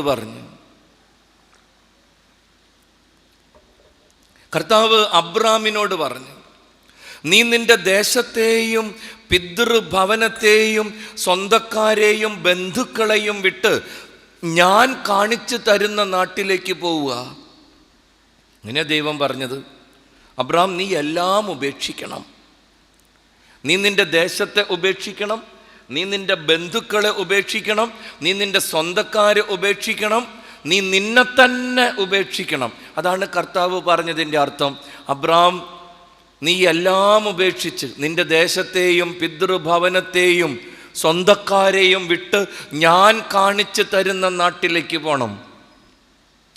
നിന്നെ ഞാൻ വലിയൊരു ജനതയാക്കും, നിന്നെ ഞാൻ അനുഗ്രഹിക്കും, നിന്റെ പേര് ഞാൻ മഹത്വമാക്കും. അങ്ങനെ നീയൊരു അനുഗ്രഹമായിരിക്കും. കർത്താവ് അബ്രാഹത്തിനോട് പറയും, അബ്രാം, നീ നിന്നെ തന്നെ ഇത്ര കാര്യമായിട്ടെടുക്കരുത്. നമ്മുടെ ജീവിതത്തിലെ ഏറ്റവും വലിയ പ്രശ്നം അതാണ് പ്രിയപ്പെട്ടവരെ. നമ്മുടെ വിചാരം നമ്മൾ നമ്മൾ ചിന്തിക്കണ കാരണം, നമ്മൾ പ്രാർത്ഥിക്കണ കാരണം, നമ്മൾ അധ്വാനിക്കുന്ന കാരണമാണ് ഈ കാര്യങ്ങളൊക്കെ ഇങ്ങനെ സ്മൂത്തായിട്ട് പോണേന്നാണ്. പണ്ടെവിടെ ഒരു പാട്ട്, സിനിമ പാട്ടാണ്, പൂവൻ അഹങ്കാരം കൊക്കരകോ ഞാൻ കൂവുകയില്ലെങ്കിൽ ഇതുവഴിയേ പുലരി വരും. ഏതോ ഒരു സിനിമയിൽ കേട്ടാണ്. കോഴിയുടെ വിചാരം കോഴി കൂവണ കാരണമാണ് നേരം വെളുക്കണമെന്നാണ്. നമ്മൾ പലപ്പോഴും അങ്ങനെ ചിന്തിക്കും. ഞാൻ പ്രാർത്ഥിച്ച്, ഞാൻ ഉപവസിച്ച്, ഞാൻ കർത്താവിനെ മുറുക്കി പിടിച്ച് എല്ലാ കാര്യങ്ങളും നേടിയെടുക്കും. അങ്ങനെ ആത്മീയമായ അഹങ്കാരം ഉണ്ടെന്നാണ് ആത്മീയർ പറയണത്. നീ നിന്നെ തന്നെ ഇത്ര കാര്യമായിട്ടെടുക്കരുത്. നീ നിന്നെ തന്നെ ഇത്ര കാര്യമായിട്ടെടുക്കരുത്. നീ നിന്റെ ദൈവത്തെ കാര്യമായിട്ടെടുക്കണം. അബ്രാം, നീ എല്ലാം ഉപേക്ഷിച്ച് ഞാൻ കാണിച്ചു തരുന്ന നാട്ടിലേക്ക് പോ. നീ എന്നെ കാര്യമായിട്ടെടുക്ക്. നീ നിന്നെ തന്നെ ഇത്ര കാര്യമായിട്ടെടുക്കരുത്. നീ നിന്റെ ദൈവത്തെ കാര്യമായിട്ടെടുക്കണം. അപ്പൊ ദൈവം നിന്നെ കാര്യമായിട്ടെടുക്കും. എൻ്റെ ഡെസ്ക്ടോപ്പാണ്, കമ്പ്യൂട്ടറിൻ്റെ. You don't take yourself so seriously. Take your God seriously and then God will take you seriously. നീ നിന്നെ തന്നെ ഇത്ര കാര്യമായിട്ടെടുക്കരുത്. നീ നിന്റെ ദൈവത്തെ കാര്യമായിട്ടെടുക്കണം. അപ്പം ദൈവം നിന്നെ കാര്യമായിട്ടെടുക്കും. അതാണ് നമ്മുടെ ജീവിതം. അത് മാത്രം മതി നമുക്ക്. അതാണ് കർത്താവ് ഇന്ന് നമ്മളോട് പറയണേ. നീ വല്ലാണ്ട് ബലം പിടിക്കുക, നീ വല്ലാണ്ട് ബലം പിടിക്കുക. ഞാൻ കുറേ വർഷങ്ങൾക്ക് മുമ്പ് ഒരു സ്ഥലത്ത് പ്രസംഗം പറയാൻ പോയതാ. പ്രസംഗം കഴിഞ്ഞ് പുറത്തേക്ക് ഇറങ്ങിയപ്പോൾ ഒരു ചേട്ടൻ എന്നോട് കാപ്പി വേണോയെന്ന് ചോദിച്ചു. ഞാൻ പറഞ്ഞു, കിട്ടിയാൽ കുടിക്കാൻ ചേട്ടാ, ഇവിടെ നിന്നൊന്നും കിട്ടിയില്ല. അപ്പം അയാൾ പറഞ്ഞു, അച്ഛാ, നല്ല കാപ്പി വേണമെങ്കിൽ വീട്ടിൽ വരണം, അല്ല തരക്കേട് അഡ്ജസ്റ്റ് ചെയ്യാനാണെങ്കിൽ കടയിൽ പോയി പഠിക്കും. ഞാൻ പറഞ്ഞു, ചേട്ടാ, എനിക്ക് ബ്രൂ കാപ്പി കിട്ടണം, എനിക്ക് അങ്ങനെയുള്ള ചില ദുശീലങ്ങളൊക്കെ ഉണ്ട്. അയാൾ പറഞ്ഞു, അങ്ങനെയാണെങ്കിൽ അച്ഛാ വീട്ടിൽ വരണം. ഞാൻ പറഞ്ഞു, എവിടെ വേണമെങ്കിലും വരാം, ബ്രൂ കാപ്പി തരാമെന്ന് പറഞ്ഞാൽ ഞാൻ എവിടെ വേണമെങ്കിലും പോവും. അപ്പോൾ ഈ ചേട്ടൻ എന്നോട് പറഞ്ഞു, അച്ഛൻ കാറി കയറി വീട്ടിൽ പോവാം, നമുക്ക് ബ്രൂ കാപ്പിയൊക്കെ കഴിക്കുക. അങ്ങനെ ഞാൻ അയാളുടെ വീട്ടിൽ പോയി. ഒരു നല്ല ചേട്ടൻ, ജോണി എന്ന പുള്ളിയുടെ പേര്. അയാൾ എനിക്ക് നല്ല ഒന്നാം തരം കാപ്പി ഉണ്ടാക്കി തന്നു. അയാൾ തന്നെ ഉണ്ടാക്കിയ, വീട്ടിൽ വേറെ ആരെയും ഞാൻ കണ്ടില്ല. അന്നാണ് ആണുങ്ങൾക്ക് ഇത്ര നന്നായിട്ട് കാപ്പി ഉണ്ടാക്കാൻ അറിയാം എന്ന് എനിക്ക് മനസ്സിലായത്. പിന്നീട് പലരോടും ചോദിച്ചപ്പോൾ അവർ പറഞ്ഞ്, നിവൃത്തിയോട് കൊണ്ടാണ് അച്ഛാ, വേറെ ആരും ഉണ്ടാക്കി തരാനാ, വീട്ടിലുള്ള മൂദേവിക്ക് ഇതിലൊന്നും ഒരു ശ്രദ്ധയില്ല. അങ്ങനെ നല്ല കാപ്പി ഉണ്ടാക്കുന്ന ചേട്ടന്മാരുണ്ട്, സൂപ്പർ കാപ്പി. അയാൾ നല്ല കാപ്പി ഉണ്ടാക്കി തന്ന്. കാപ്പി കുടിക്കണതിൻ്റെ ഇടയിൽ ഈ വീടിൻ്റെ വിസിറ്റേഴ്സ് മുറിയുടെ ചുമരുമയൊക്കെ ഞാൻ നോക്കി. മനോഹരമായ ഓയിൽ പെയിൻറ്റിങ് രസമായിട്ട് വരച്ചു വെച്ചേക്കണം, ചെറിയ ചെറിയ ഫോട്ടോസ്. അത്ഭുതത്തോടെ കാപ്പി കുടിക്കണതിൻ്റെ ഇടയിൽ ഞാൻ ഈ ചേട്ടനോട് ചോദിച്ചു, ചേട്ടാ കാശ് കുറേ പൊട്ടിച്ചിട്ടുണ്ടല്ല, ഇതൊക്കെ എങ്ങനെ സംഘടിപ്പിച്ച്? അതും ഗ്രേറ്റ് ആർട്ടിസ്റ്റിൻ്റെ നല്ല നല്ല പടങ്ങൾ. ആ ചേട്ടൻ പറഞ്ഞു, അച്ഛാ കാശ് കൊടുത്ത് വാങ്ങിച്ചതൊന്നുമല്ല, പിന്നെ എൻ്റെ മൂത്ത മോൻ നന്നായിട്ട് വരയ്ക്കും, അവൻ്റെ പണിയാണ്. ഞാൻ ചോദിച്ചു, പടം വരെ പഠിച്ചിട്ടുണ്ടോ? പഠിച്ചിട്ടൊന്നുമില്ല അച്ഛാ, ജന്മനാ കിട്ടിയേക്കണ ഒരു കഴിവാണ്, നന്നായിട്ട് വരയ്ക്കും അച്ഛാ. ഞാൻ ചോദിച്ചു, ഈ മോനെ എവിടെയുണ്ടൊന്ന് കാണാൻ പറ്റുമോ? അയാൾ പറഞ്ഞു, അച്ഛാ അവനകത്തുണ്ട്, അച്ഛൻ കാപ്പി കുടിച്ചു കഴിയുമ്പോൾ കാണിക്കാം. അപ്പോൾ എനിക്ക് ആകെ അരിശം വന്നു. നമ്മളെപ്പോലെ ഇത്രയും പ്രായമുള്ളൊരച്ഛൻ വിസിറ്റേഴ്സ് റൂമിൽ വന്നിരുന്ന് ഈ ആർത്തി മൂത്ത് കാപ്പി കുടിക്കുമ്പോൾ ഈ കൊച്ചനൊന്ന് വന്ന് എന്നെ കണ്ടപ്പോൾ എന്താ കുഴപ്പം? ഞാൻ മനസ്സിലോർത്ത്, അവരഹങ്കാരിയാണ് എന്തായാലും, ഞാൻ മനസ്സിൽ ഉറപ്പിച്ച്. എന്തായാലും കാപ്പി വെറുതെ കിട്ടിയതുകൊണ്ട് ഒച്ചപ്പാടുണ്ടാക്കേണ്ടത് മര്യാദയല്ലല്ല.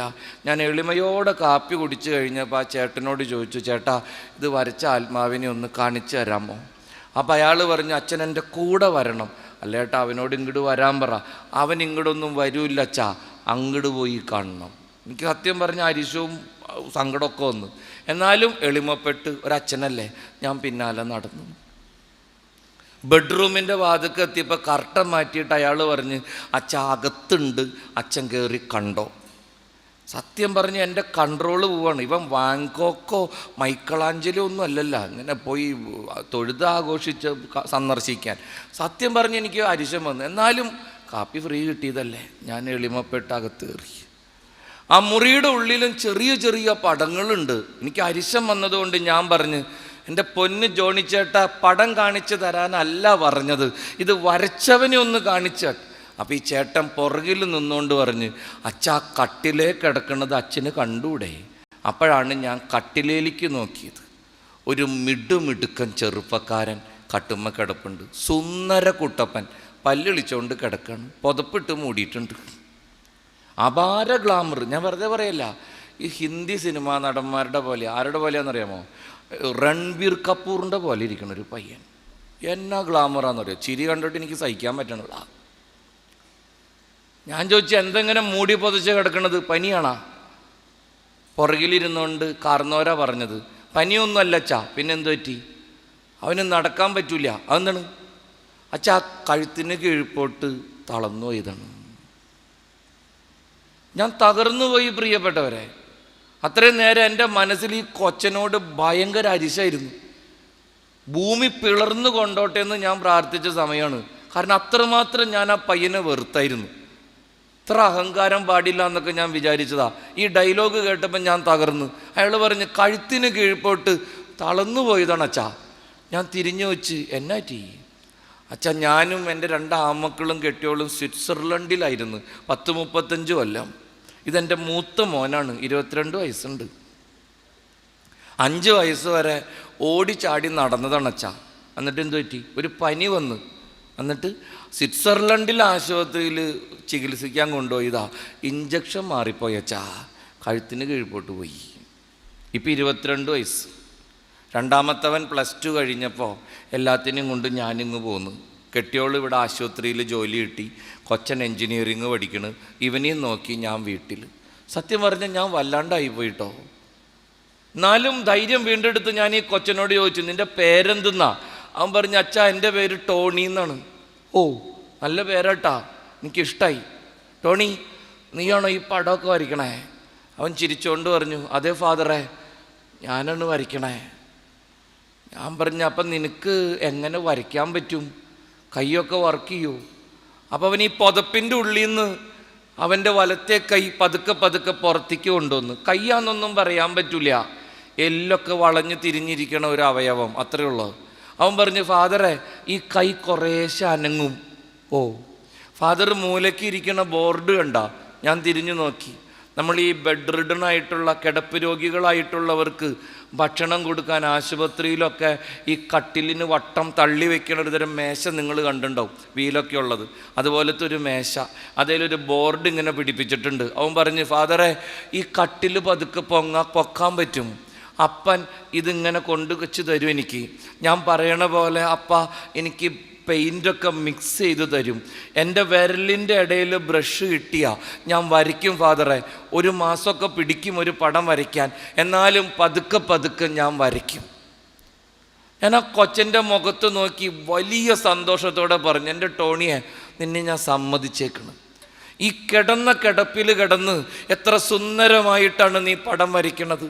എൻ്റെ പള്ളിയിൽ കൈയും മൂക്കും ഉണ്ട കണ്ണും വലിയ ചെവിയും ഒക്കെ ഉള്ള ഇഷ്ടംപോലെ പിള്ളേരുണ്ട്. തിന്ന പാത്രം കഴുകില്ല മോനെ, പഠിക്കൂല, ഒരു പണിയെടുക്കൂല. നീ ഈ കിടപ്പിൽ എന്തൊക്കെയാ ചെയ്യണേ? ഞാൻ നിൻ്റെ കാര്യം എൻ്റെ മക്കളുടെ അടുത്ത് പോയി പറയാട്ടോ, ഞാൻ ഇവനോട് പറഞ്ഞു. അപ്പം ഈ ടോണി പറഞ്ഞു, ഫാദറെ ഞാൻ ഒരു കാര്യം പറയട്ടെ. എന്താണ്? ഞാനല്ലാട്ടോ വരയ്ക്കണത്. എനിക്ക് പിന്നെയും കല്ല് അടിച്ച്. ഞാനല്ലാട്ടോ വരയ്ക്കണത്. കൊച്ചൻ പിന്നെയും പറഞ്ഞു. ഞാൻ പറഞ്ഞു, അല്ല നീ തന്നെയല്ലേ ഇപ്പം തന്നെ പറഞ്ഞ നീയാണ് വരയ്ക്കണമെന്ന്, പിന്നെ ഇങ്ങനെ എപ്പോഴും മാറ്റി പറയണം തൊട്ടാ പിന്നെ എനിക്ക് അരിശം വന്നു. അപ്പം അവൻ പറഞ്ഞ്, നോ ഫാദർ, യു നോ. നല്ല ഒന്നാന്തരം ബ്രിട്ടീഷ് ഇംഗ്ലീഷ് ആക്സെൻറ്റ് മനോഹരമായിട്ട് കൊച്ചൻ പറഞ്ഞു, father you know, I place my feeble hands into the able hands of the Lord and he draws. അവൻ പറഞ്ഞതിൻ്റെ അർത്ഥം എന്താണെന്നറിയോ? എൻ്റെ അച്ഛാ, ഞാൻ എൻ്റെ ഈ ശുഷ്കിച്ച കൈ എൻ്റെ കർത്താവിൻ്റെ കയ്യിലേക്ക് വെച്ചു കൊടുക്കും. എൻ്റെ ഈശോയാണ് വരയ്ക്കണത്. കൊല്ലങ്ങൾക്ക് മുമ്പ് അവൻ എന്നോട് പറഞ്ഞ dialogue, father you know, I place my feeble hands into the able hands of the Lord and he draws. എൻ്റെ അച്ഛ, എൻ്റെ ഈ കുഞ്ഞി ഒന്നിനും കൊള്ളില്ലാത്ത കൈ, ഈ ശുഷ്കിച്ച കൈ ഞാൻ എൻ്റെ കർത്താവിൻ്റെ കയ്യിലേക്ക് വെച്ചു കൊടുക്കും. എൻ്റെ കർത്താവാണ് വരയ്ക്കണത്. പരീക്ഷ കഴിഞ്ഞ് റിസൾട്ടും കാത്തിരിക്കണ പിള്ളേരുണ്ട്. നിൻ്റെ കൈ കൊണ്ട് പരീക്ഷ എഴുതിയ ഇത്രയ്ക്കാ കിട്ടുള്ളൂ. നിന്റെ ബുദ്ധി കൊണ്ട് പഠിച്ച ഇത്രയ്ക്കാ കിട്ടുള്ളൂ. നിന്റെ തല കൊണ്ട് ആ പദ്ധതികൾ ആവിഷ്കരിച്ചാൽ ഇത്രയ്ക്ക് നടക്കുള്ളൂ. നിന്റെ കൈ കൊണ്ട് പണിയെടുത്താൽ ഇത്രയ്ക്ക് തടയുള്ളൂ. നീ പഠിക്കേണ്ടത് കർത്താവിൻ്റെ ബുദ്ധി കൊണ്ട്, നീ പരീക്ഷ എഴുതേണ്ടത് ഈശോയുടെ കൈ കൊണ്ട്, നീ അധ്വാനിക്കേണ്ടത് ദൈവത്തിൻ്റെ കരങ്ങൾ കൊണ്ട്, നീ പദ്ധതികൾ ആവിഷ്കരിക്കേണ്ടത് കർത്താവിൻ്റെ തിരുമനസ്സോട് ചേർന്ന്. നീ നിന്നെ തന്നെ ഇത്ര കാര്യമായിട്ടെടുക്കരുത്, നീ നിൻ്റെ ദൈവത്തെ കാര്യമായിട്ടെടുക്ക്. അപ്പം ദൈവം നിന്നെ കാര്യമായിട്ടെടുക്കും. Hallelujah, hallelujah, hallelujah, hallelujah. മോശ കർത്താവിനോട് പറഞ്ഞ്, അങ്ങ് എൻ്റെ കൂടെ വന്നില്ലെങ്കിൽ ഒരടി ഞാൻ വയ്ക്കില്ല. അങ്ങെൻ്റെ കൂടെ വരുന്നില്ലെങ്കിൽ അങ്ങേക്ക് എന്നോട് ഇഷ്ടമാണെന്ന് മറ്റുള്ളവർ മനസ്സിലാക്കില്ല. അങ്ങ് എൻ്റെ കൂടെ വന്നാൽ ഞാനും നിൻ്റെ ജനവും ഈ ലോകത്തുള്ള സകല ജനതകളിലും നിന്ന് വ്യത്യസ്തരായിരിക്കും. എൻ്റെ പ്രിയപ്പെട്ടവരെ, നമ്മുടെ ജീവിതത്തിൻ്റെ മഹത്വം എന്ന് പറയുന്നത്, നമ്മുടെ കുടുംബത്തിൻ്റെ വലിപ്പമെന്ന് പറയുന്നത്, നേരത്തെ അച്ഛന്മാരാരോ പറഞ്ഞ പോലെ വീട്ടിൽ 2 കൂടുതൽ വാഹനമുണ്ടോ എന്നുള്ളതല്ല. വീട് 2 നിലയാണോ അതിൻ്റെ മുകളിൽ ട്രസ് വർക്ക് ചെയ്തിട്ടുണ്ടോ എന്നുള്ളതല്ല. നിൻ്റെ കുഞ്ഞ് ഓസ്ട്രേലിയയിലാണോ അമേരിക്കയിലാണോ ന്യൂസിലൻഡിലാണോ അയർലൻഡിലാണോ എന്നുള്ളതല്ല. നിൻ്റെ കൂടെയുള്ളവർ സുന്ദരന്മാരും സുന്ദരികളുമാണോ, നിൻ്റെ ബാങ്കിൽ കനപ്പെട്ട ബാലൻസ് ഉണ്ടോ എന്നുള്ളതുമല്ല. നിൻ്റെ ജീവിതത്തിൻ്റെ മഹത്വം, നിൻ്റെ കുടുംബത്തിൻ്റെ വലിപ്പം എന്ന് പറയുന്നത് നിൻ്റെ കൂടെയുള്ള കർത്താവാണ്. നിൻ്റെ കൂടെയുള്ള കർത്താവാണ്. എത്ര ദരിദ്രനായാലും എത്ര സമ്പന്നനായാലും ഓർത്തേക്കണം, കർത്താവിനെ മഹത്വപ്പെടുത്തുന്നവൻ്റെ പേരാണ് ദരിദ്രൻ. ഉള്ളതെല്ലാം ദൈവത്തിൻ്റെ ദാനമാണെന്നും കളയാനുള്ളത് കർത്താവ് തന്നിട്ടില്ലെന്നും ആരുടെയൊക്കെ മനസ്സിൽ ഉറച്ച ബോധ്യമുണ്ടോ അവനെ സുവിശേഷം വിളിക്കുന്ന പേരാണ് ആത്മാവിൽ ദരിദ്രൻ. അവൻ എത്ര കോടീശ്വരനാണെങ്കിലും ദൈവത്തിരുമുമ്പിൽ ദരിദ്രനാണ്. സമ്പത്തിൻ്റെ നിറവിലും നിന്റെ ദൈവത്തെ മഹത്വപ്പെടുത്താൻ നിനക്ക് പറ്റുന്നുണ്ടാ? നിന്റെ ജീവിതത്തിൻ്റെ വേദനയുടെ നെരിപ്പോടിലും നിന്റെ കർത്താവിന് സ്തോത്രം പാടാൻ നിനക്ക് പറ്റുന്നുണ്ടോ? അതാണല്ലോ അമ്മ ചെയ്തത്, മറിയം ചെയ്തത്. എൻ്റെ ആത്മാവ് കർത്താവിനെ മഹത്വപ്പെടുത്തുന്നു, എൻ്റെ ചിത്തം എൻ്റെ രക്ഷകനായ ദൈവത്തിൽ ആനന്ദിക്കുന്നു. കാരണം അവിടുന്ന് തൻ്റെ ദാസിയുടെ താഴ്മയെ കടാക്ഷിച്ച്. മറിയം സ്തോത്രം പാടുന്നത് സന്തോഷത്തിൻ്റെ സമൃദ്ധിയിലല്ല, ആനന്ദത്തിൻ്റെ ഉത്സവ സമയത്തല്ല. മറിയം സ്തോത്രം പാടുന്നത് വേദനയുടെ, കഷ്ടപ്പാടിൻ്റെ, തെറ്റിദ്ധാരണകളുടെ നെരിപ്പോടിലിരുന്നുകൊണ്ടാ. അപ്പോഴും അവളുടെ നാവിൻ തുമ്പിൽ സ്തോത്രഗീതം ഉണ്ടായിരുന്നു. അപ്പോഴും അവൾ കർത്താവിനെ മഹത്വപ്പെടുത്തിക്കൊണ്ടിരുന്നു. പഴയ നിയമത്തിലും പുതിയ നിയമത്തിലും ഒക്കെ നമ്മൾ ഇത്തരത്തിലുള്ള മനുഷ്യരുടെ കഥകൾ ഒത്തിരി കണ്ടിട്ടുണ്ട്, വായിച്ചിട്ടുണ്ട്. പ്രിയപ്പെട്ടവരെ, നിൻ്റെ ദൈവത്തെ നീ മഹത്വപ്പെടുത്തണം. നിൻ്റെ കർത്താവിനെ നീ ഗൗരവത്തിലെടുക്കണം. നിൻ്റെ വീടിൻ്റെ മഹത്വം എന്ന് പറയുന്നത്, നിൻ്റെ ജീവിതത്തിൻ്റെ വലിപ്പം എന്ന് പറയുന്നത് നിൻ്റെ ഭൗതികമായ സുസ്ഥിതിയല്ല, മറിച്ച് നിൻ്റെ കൂടെ നിൻ്റെ കർത്താവുണ്ടോ ഇല്ലയോ എന്നുള്ളതാണ്. അതിൽ പലപ്പോഴും നമ്മൾ വല്ലാണ്ട് പരാജയപ്പെടും. മോശയുടെ പ്രാർത്ഥനയ്ക്ക് കർത്താവ് കൊടുക്കണ മറുപടിയാണ് 17-ാമത്തെ വചനം. മോശയുടെ ഡിമാൻഡിന്, മോശയുടെ പ്രാർത്ഥനയ്ക്ക് കർത്താവ് കൊടുക്കണ മറുപടി എന്താ? കർത്താവ് മോശയോട് പറഞ്ഞത്, മോശേ, നീ ആവശ്യപ്പെട്ട ഈ കാര്യവും ഞാൻ നിനക്ക് വേണ്ടി ചെയ്യും. അച്ഛൻ്റെ ബൈബിളിൽ അങ്ങനെയാണ്.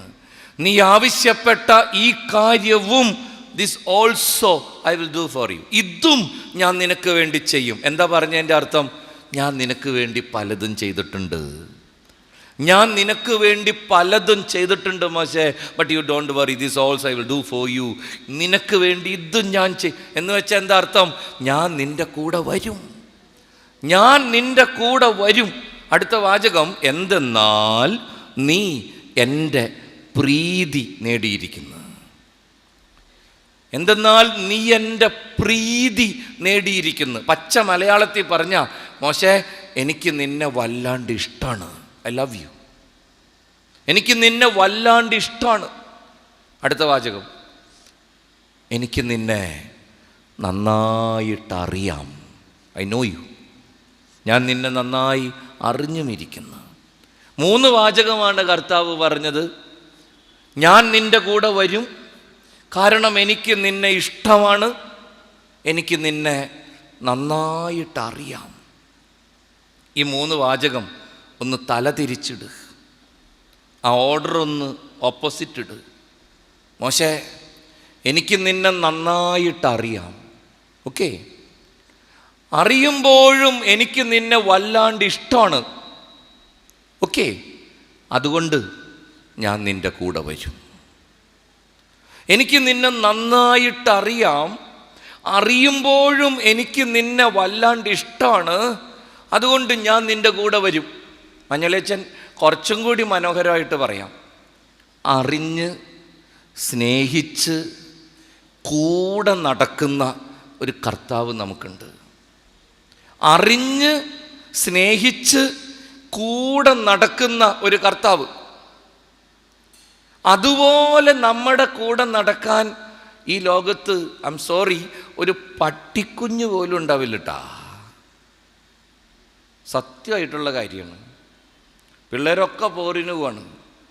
10 വർഷത്ത് കൈവച്ച് സത്യം പറയണം, ഇപ്പം എങ്ങനെയുണ്ട്?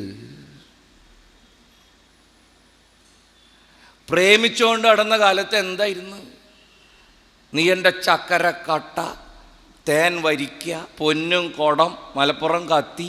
ഇന്നാളൊരുത്തൻ എന്നോട് പറഞ്ഞത്, അച്ഛാ, അവൾ തന്ന ജപമാല വെച്ചിട്ടാണ് ഞാൻ കൊന്ത പിടിക്കണത്. സാധനം മനസ്സിലായില്ലേ? കൊന്ത പിടിക്കണത് അവൾ തന്ന ജപമാല. എൻ്റെ വിരലിൻ്റെ ഉള്ളിക്കൂടെ ഓരോ മണി ഇങ്ങനെ ഉരുണ്ടുരുണ്ട് പോകുമ്പോൾ അവളെയാണ് അച്ഛാ ഞാൻ ഓർക്കണേ, അവളാണ് ഇങ്ങനെ ഉരുണ്ടുരുണ്ട് പോണേന്നാണ് അവൻ പറഞ്ഞത്. നന്നായി. എന്താ സ്നേഹം! പ്രേമിച്ച് കെട്ടിയവരൊക്കെ നെഞ്ചത്ത് കൈവച്ച് സത്യം പറയണം, ഇതിപ്പം എങ്ങനെയുണ്ട്. ആണുങ്ങളോടാണ് ചോദിക്കണമെങ്കിൽ ഒരു 1.5 മേടിച്ചു കൊടുത്തിട്ട് ചോദിക്കണം, എന്നാലേ സത്യം പറയുള്ളൂ. പെണ്ണുങ്ങളാണെങ്കിൽ പിന്നെ ബ്ലാ ബ്ലാ ബ്ലീ ബ്ലീ ഇങ്ങനെ പറഞ്ഞോളും. ചതി പറ്റി എൻ്റെ അച്ചോ. ആര് സ്നേഹിക്കുന്ന പറയണേ. വാലന്റൈൻസ് ഡേ ഒരു കടക്കാരൻ എന്നോട് പറഞ്ഞത് ഈ കഴിഞ്ഞ ഫെബ്രുവരി 15-ആം തീയതി ഇന്നലെ ഒരുത്തി വന്ന് എൻ്റെ അച്ഛാ, ഞാൻ ഞെട്ടിപ്പോയി. എന്ത്? അവൾ വന്നിട്ട് എന്നോട് ചോദിച്ചു, നീയാണ് എൻ്റെ ഏക സ്നേഹം, you are my only love എന്നെഴുതിയ കാർഡ് ഉണ്ടോ ചേട്ടാ? ഞാൻ പറഞ്ഞു, മോളെ നോക്കിയിട്ട് പറയാം. എല്ലായിടത്തും തപ്പി എനിക്കൊരു പാക്കറ്റ് കിട്ടിയച്ചാ. ഞാനപ്പോൾ അവളോട് പറഞ്ഞു, മോളെ സാധനം ഉണ്ട് കേട്ടോ, അന്നൊരു 10 എണ്ണം തന്നേക്കാൻ. നന്നായില്ലേ? You are my only love എന്നുള്ള കാർഡ് അവൾ 10 എണ്ണം മേടിച്ചോണ്ട് പോയേ. 10 ആത്മാക്കൾ പെട്ടുണ്ട്. സ്നേഹമാണ് അത്ര, ഭയങ്കര സ്നേഹമാണ്. നീ പ്രതീക്ഷിക്കുന്നത് പോലെ നിന്നെ സ്നേഹിക്കാൻ, നീ ആഗ്രഹിക്കുന്നത് പോലെ നിന്നെ മനസ്സിലാക്കാൻ, നീ ഇച്ഛിക്കുന്നത് പോലെ നിന്നെ ശുശ്രൂഷിക്കാൻ. അച്ഛനോട് വിഷമൊന്നും തോന്നരുത്. ഈ ലോകത്ത് നിനക്കൊരു മനുഷ്യ കുഞ്ഞിനെ പോലും കിട്ടുകയില്ല. ഏത് പ്രേമത്തിൻ്റെ കൊമ്പത്തിരിക്കണവരെയും ഞാൻ വെല്ലുവിളിക്കാം. Nobody is up to your expectation in the matter of love and understanding. Nobody. ഏത് പ്രേമിക്കണവനും വീട്ടിൽ ചെല്ലുമ്പോൾ എഴുതി വെച്ചാ ഈ വാചകം, നീ പ്രതീക്ഷിക്കുന്നത് പോലെ നിന്നെ സ്നേഹിക്കാൻ ഈ ലോകത്തൊരു മനുഷ്യ കുഞ്ഞു പോലും ഉണ്ടാവില്ല. ഒരു 10 കൊല്ലം കഴിയുമ്പോൾ എടുത്ത് വായിക്കുമ്പോൾ ഞാൻ പറഞ്ഞതിൻ്റെ അർത്ഥം നിനക്ക് മനസ്സിലാവും. പക്ഷെ നിന്റെ ദൈവം ഉണ്ടല്ലോ, നിന്റെ കർത്താവ്, he is beyond your expectation. നീ പ്രതീക്ഷിക്കുന്നതിലും വളരെ വളരെ വളരെ അപ്പുറത്ത് നിന്നെ സ്നേഹിക്കുന്ന ഒരു ദൈവമുണ്ട്. ആ കർത്താവിനോട് ഇപ്പോഴേ ഒരു ഹോട്ട് ലൈൻ ബന്ധം മനസ്സിൽ വെച്ചാൽ ഭാവിയിൽ ഉപകാരപ്പെടും. എല്ലാവരും തള്ളി പറയും, എല്ലാവരും ഇട്ടേച്ചു പോവും, ആരും ഉണ്ടാവില്ല. അതിപ്പോൾ പ്രേമിച്ച് കെട്ടിയാലും കണക്കാണ്, അല്ലാണ്ട് കെട്ടിയാലും കണക്കാണ്. എന്നെ തന്നെ എത്ര പേര് വിളിച്ചേക്കണ്, അച്ഛാ അന്തോണിച്ചേട്ടൻ കിടന്നിട്ട് എത്ര കൊല്ലായി എന്ന് അച്ഛൻ അറിയാല്ല. സ്ട്രോക്ക് വന്ന് കിടക്കണം അന്തോണിച്ചേട്ടനെ, 3.5 കൊല്ലായി. മേരി ചേച്ചി വിളിച്ചേക്കണ്, അച്ഛ ഒന്ന് വായു അച്ഛാ. എന്തിനേച്ചി? ഒന്ന് പ്രാർത്ഥിക്കച്ചാ. എൻ്റെ അച്ഛാ വരണവരും പോണവരും ഒക്കെ കുറ്റം പറയാണ്. എന്ത് കുറ്റം? എന്തോ പഴയ കാല പാപത്തിൻ്റെ ബന്ധനം ഉണ്ടെന്നാണ് പറയണേ. അച്ഛനൊന്ന് മുട്ടിപ്പായിട്ട് പ്രാർത്ഥിക്കും. ഏത് പ്രാർത്ഥിച്ച് ഈ പാവത്തിനെ പൊക്കാനല്ല എന്നോട് പറയണേ, എങ്ങനെയെങ്കിലും ഒന്ന് കൊന്നു കൊടുക്കാനാണ്. 3.5 കൊല്ലായി ഇന്ന് നോക്കണത്. പുറമൊക്കെ പൊട്ടി തുടങ്ങിയെന്ന്, ഇനിയും കിടക്കണത് റിസ്ക്കാന്ന്. എത്ര പ്രേമിക്കണവരായാലും കുറേ കഴിയുമ്പോൾ മടുക്കൂട്ട പ്രിയപ്പെട്ടവരെ. പക്ഷെ നിന്റെ കർത്താവ്, നീ അവൻ്റെ അടുത്ത് ചെല്ലുവോളം നിന്നെ കാത്തിരിക്കുന്നൊരു ദൈവമാണ്. അറിഞ്ഞ് സ്നേഹിച്ച് കൂടെ നടക്കണ തമ്പുരാൻ. ഈ കല്യാണം കഴിഞ്ഞ ആദ്യ രാത്രി നിങ്ങളെന്നെ തെറ്റിദ്ധരിക്കരുത്, നമുക്ക് പരിചയമൊന്നുമില്ല, സിനിമയെ കണ്ടേക്കണാണ്. ഈ പാലൊക്കെ കൊണ്ടുപോകണൊരു പരിപാടി ഉണ്ടെന്നാണ് പറയണേ. ഈ പാലൊക്കെ കൊണ്ട് ചെല്ലുമ്പോൾ ഈ മണവാളനും മണവാട്ടിയാണല്ല. അപ്പോൾ ഈ ചെറുക്കൻ പെണ്ണിനോട് ചോദിക്കുന്ന മോളെ എന്നൊരു വിളിയുണ്ട്. ആദ്യമായിട്ട് അവസാനമായിട്ടും മോളെ എന്ന് വിളിക്കുന്നത് അന്നാണ്. ഇവിടെ ഇരിക്കുന്നു പറയും. ഈ പാലും പിടിച്ച് വിറച്ച് അതവിടെ ഇരിക്കും. ഇപ്പോഴത്തെ പെണ്ണല്ല കേട്ടോ, പണ്ടത്തെ പെണ്ണ്. ഇപ്പോൾ ഭ്രാന്തായ മുഖത്ത് ചൂടും പാലും ഒഴിക്കുക, അതല്ല പണ്ടത്തെ. അതിങ്ങനെ വിറച്ചിരിക്കുക. അപ്പോൾ അയാൾ പറയും, മോളെ എന്തുണ്ടെങ്കിലും ചേട്ടനോട് പറഞ്ഞോളൂട്ടാ. ചേട്ടനല്ല ചേട്ടനോട് പറഞ്ഞോളൂട്ടാ. വാ മോള് ചേട്ടൻ്റെ അടുത്ത് ഒന്നും മറക്കരുതിട്ടാ. വാ മോൾക്ക് ഉണ്ടായേക്കണ പോലെയൊക്കെ ചേട്ടനും ഉണ്ടായിട്ടുണ്ട് ട്ടാ. ഓ ആദ്യം മോളൂസ് പറ, എന്നിട്ട് ഷേട്ടൂസ് പറയാം. ബോധമുള്ള ആരെങ്കിലും പറയൂ? പറഞ്ഞാൽ സംഗതി ശരിയാവൂ? ഒക്കെ ഒരു മാർജിനിട്ട് പിടിക്കണമെന്ന് നല്ലത്. നാളെ ഇവിടെ ആവശ്യമില്ലാണ്ടൊക്കെ പറഞ്ഞ് കേൾപ്പിച്ച് നാളെ ഈ ദുഷ്ടൻ 1.5 അടിച്ച് കഴിയുമ്പോൾ കുനിച്ച് നിർത്തി മുതുകത്ത് പൊങ്കാലിടും. 1.5 കൈവെപ്പ് ശുശ്രൂഷയാണ്, ചില്ലറ കളിയല്ല. അന്ന് നീ പറഞ്ഞില്ലേടി, നീ 7ാം ക്ലാസ്സിൽ പഠിക്കുമ്പോൾ 6ാം ക്ലാസ്സിൽ പഠിക്കണ ഒരുത്തൻ ചെമ്പരത്തി പൂ പറിച്ച് തന്ന് നിന്നോട് ഐ ലവ് യു പറഞ്ഞു. അതും പറഞ്ഞിട്ടാണ് ഈ കൈവെപ്പ് ശുശ്രൂഷ, ഭാഷാവരം. തകർന്നു പോകും നമ്മൾ. ഒക്കെ ഒരു മാർജിനിട്ട് പിടിക്കണത് നല്ലത്. നമ്മൾ പ്രതീക്ഷിക്കുന്നത് പോലെ നമ്മളെ മനസ്സിലാക്കാൻ ആർക്കും ആവില്ല. നമ്മൾ ആഗ്രഹിക്കുന്നത് പോലെ ആരും നമ്മുടെ കൂടെ ഉണ്ടാവില്ല. അതുകൊണ്ട് ജാഗ്രതപ്പെട്ട് ജീവിക്കണം. ഈ പ്രാർത്ഥനയ്ക്ക് പോകണമെന്നും കർത്താവിനെ മുറുകെ പിടിക്കണമെന്നൊക്കെ പറയണതിൻ്റെ കാര്യം ഇതാണ്. കുറച്ച് നാളും കൂടി കഴിഞ്ഞാൽ സംഗതിയുടെ പോക്ക് വല്ലാണ്ട് അവതാളത്തിലേക്കാ. മുമ്പ് മാത്രമേ ഉണ്ടാവുള്ളൂ. നമ്മുടെ കർത്താവും കാണുള്ളൂ. ബാക്കിയുള്ളവരൊക്കെ കുറ്റിയും പറിച്ച് അവരവരുടെ പരിപാടിക്ക് പോവും. നീയും നിൻ്റെ ദൈവവും മാത്രം ഉണ്ടാവും. അച്ഛൻ അവസാനിപ്പിക്കട്ടെ, നേരം കുറേയായി. കർത്താവിനെ മഹത്വപ്പെടുത്തണം, കർത്താവിനെ മുറുക്കെ പിടിക്കണം. കർത്താവിൻ്റെ കൂടെ നമ്മൾ നടന്നാൽ കർത്താവ് നമ്മുടെ കൂടെ നടക്കും. ഇന്നത്തെ സുവിശേഷം നമ്മെ ഓർമ്മപ്പെടുത്തുന്നത് അതാണ്. മോശയുടെ പ്രാർത്ഥന, നീ എൻ്റെ കൂടെ വരണം, നീ വരാതെ ഒരിടത്തും ഞാൻ പോവില്ല, നീ എൻ്റെ കൂടെ ഉണ്ട് എന്നുള്ളതാണ് എൻ്റെ ജീവിതത്തിൻ്റെ മഹത്വം. നീ എൻ്റെ കൂടെ ഉണ്ടെങ്കിൽ എനിക്ക് അസാധ്യമായിട്ടൊന്നുമില്ല. കർത്താവ് മോശയോട് പറഞ്ഞ്, എനിക്ക് നിന്നെ നന്നായിട്ട് അറിയാം മോശെ, നിൻ്റെ ബലഹീനതകളും നിൻ്റെ പോരായ്മകളും നിൻ്റെ കഴിവുകളും നിൻ്റെ നന്മകളും ഒക്കെ എനിക്കറിയാം. ഞാൻ നിൻ്റെ കൂടെ വരും, എനിക്ക് നിന്നെ വല്ലാണ്ട് ഇഷ്ടമാണ്. കർത്താവിൽ ആശ്രയിച്ചും ശരണപ്പെട്ടും അവിടുത്തെ സ്നേഹിച്ചും അവിടുത്തെ മഹത്വപ്പെടുത്തിയും ജീവിക്കാനുള്ള കൃപയ്ക്ക് വേണ്ടി പ്രാർത്ഥിക്കണം. എല്ലാ ജീവിതാവസ്ഥയിലും കർത്താവിനെ മുറുക്കി പിടിക്കണം. അതാണ് ദൈവപുത്രൻ നമുക്ക് കാണിച്ചു തരുന്ന മാതൃക. പിതാവായ ദൈവത്തെ വിട്ടൊരു പരിപാടിക്കും യേശു നിന്നില്ല. നിങ്ങളെല്ലാവരും എന്നെ ഇട്ടേച്ചു പോവും, പക്ഷെ ഞാൻ ഒറ്റയ്ക്കല്ല, എൻ്റെ പിതാവ് എൻ്റെ കൂടെയുണ്ട്. നിങ്ങളറിയാത്ത ഭക്ഷണം എനിക്കുണ്ട്. അവൻ പറഞ്ഞ്, എന്തിനാ നിങ്ങൾ എന്നെ അന്വേഷിക്കുന്നത്? ഞാൻ എൻ്റെ പിതാവിൻ്റെ കാര്യത്തിൽ വ്യാപൃതനാവേണ്ടവനാന്ന് നിങ്ങൾക്ക് അറിഞ്ഞുകൂടെ? ലാസറിൻ്റെ കുഴിമാടത്തിൽ അവൻ പറഞ്ഞ്, പിതാവേ, എനിക്ക് വേണ്ടിയല്ല, നിൻ്റെ മഹത്വത്തിന് വേണ്ടിയാ ഞാനിത് പറയണത്. കർത്താവിനെ മഹത്വപ്പെടുത്തി ജീവിച്ച തമ്പുരാൻ നമുക്ക് മാതൃകയാ. കർത്താവിനെ മുറുക്കി പിടിച്ചുകൊണ്ട് നടക്കണം, മുറുക്കി പിടിച്ചുകൊണ്ട്. ഇത് ഒത്തിരി ഹൈന്ദവ സംസ്കാരവുമായി ഒത്തിരി ഇടകലർന്ന് ജീവിക്കണ ഒരു കൂട്ടമാണല്ലോ, ഒരു സമൂഹമാണല്ലോ. അതുകൊണ്ട് ഞാൻ പറയണതാ, വേറൊന്നുമില്ല. ഈ ഹൈന്ദവ സംസ്കാരത്തിൽ അച്ഛന്മാരൊക്കെ ഒരുപക്ഷെ ഫിലോസഫിയിൽ പഠിച്ച് കാണണം. ഹൈന്ദവ Mimamsa, തത്വചിന്ത, Indian philosophy, it's wonderful. എങ്ങനെ ദൈവത്തിൽ ആശ്രയിക്കണമെന്ന് വേദം പഠിപ്പിക്കുന്നൊരു മാർഗമുണ്ട്. എങ്ങനെയാണ് ദൈവത്തിൽ ആശ്രയിക്കേണ്ടത്? എനിക്കത് വല്ലാണ്ട് ഇഷ്ടമായ ഒരു കൺസെപ്റ്റാണ്.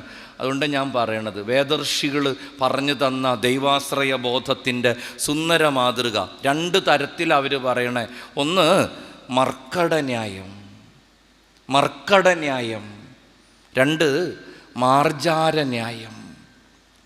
മർക്കടന്യായവും മാർജാരന്യായവും ഹൈന്ദവ മീമാംസ പഠിപ്പിക്കുന്ന ദൈവാശ്രയ ബോധമാണ്.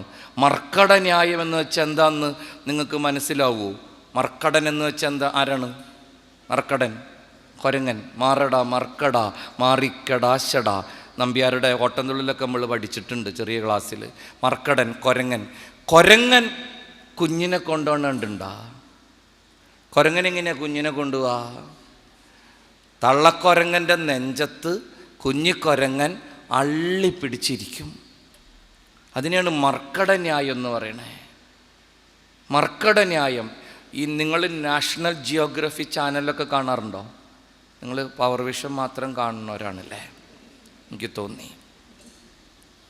ഞാൻ വല്ലപ്പോഴും ഇതൊക്കെ കാണും. National geography, discovery channel, animal planet, അതിലൊക്കെ ഞാൻ കണ്ടിട്ടുണ്ട്. വലിയ മരത്തേന്ന് തള്ളക്കൊരങ്ങൻ അപ്പുറത്തുള്ള മരത്തേലേക്ക് എടുത്ത് ചാടും. എന്നാ ഡൈവെന്നറിയാമോ? ഈ കുഞ്ഞിക്കൊരങ്ങൻ ഇതിൻ്റെ നെഞ്ചത്ത് അള്ളിപ്പിടിച്ചിരിക്കും. തള്ളക്കൊരങ്ങിന് ഒരു പണിയില്ല, കൈവിട്ടാണ് ഈ സാധനം ചാടണത്. ഈ കുഞ്ഞിക്കൊരങ്ങൻ്റെ ഇരിപ്പ് കാണണം. കൊക്കിൽ ജീവനുണ്ടെങ്കിൽ അത് നെഞ്ചത്തെ പിടിവിടൂല. ചില നേരത്ത് ദൈവത്തിൽ ആശ്രയിക്കേണ്ടത് അങ്ങനെയാണ്, അള്ളി പിടിച്ചിരുന്നോളണം. ഞാൻ ഇടയ്ക്കൊക്കെ എൻ്റെ ദൈവത്തോട് പറയും, നീ എന്ത് പോക്കായി പോണേ, ഒന്ന് പതുക്കെ തമ്പുരാനെ. ഒരു ആക്സിഡൻറ്റ് കഴിയുമ്പോഴേക്കും അടുത്ത ആക്സിഡൻറ്റ്, ഒരു പ്രശ്നം കഴിയുമ്പോഴേക്കും അടുത്ത പ്രശ്നം, ഒരു രോഗം മാറുമ്പോഴേക്കും അടുത്ത രോഗം. ഞാൻ പറയും, തമ്പുരാൻ എനിക്ക് പേടിയായിട്ട് പാടില്ല, നീ ഒന്ന് കുറച്ച് റെസ്റ്റ് എടുത്തിട്ട് പോ, ഇങ്ങനെ ചാടി കളിക്കില്ലേ. കർത്താവ് പറയും, ആവശ്യമുണ്ടെങ്കിൽ മതി, അള്ളിപ്പിടിച്ചിരുന്ന ഞാൻ ചാടും. അപ്പം പിന്നൊരു വാശിയാണ്. അങ്ങനെയാണോ? അന്നാ കണ്ടിട്ടുള്ളു. അള്ളിപ്പിടിച്ചിരുന്നോളണം. അതിനെയാണ് മർക്കട ന്യായം എന്ന് പറയണേ.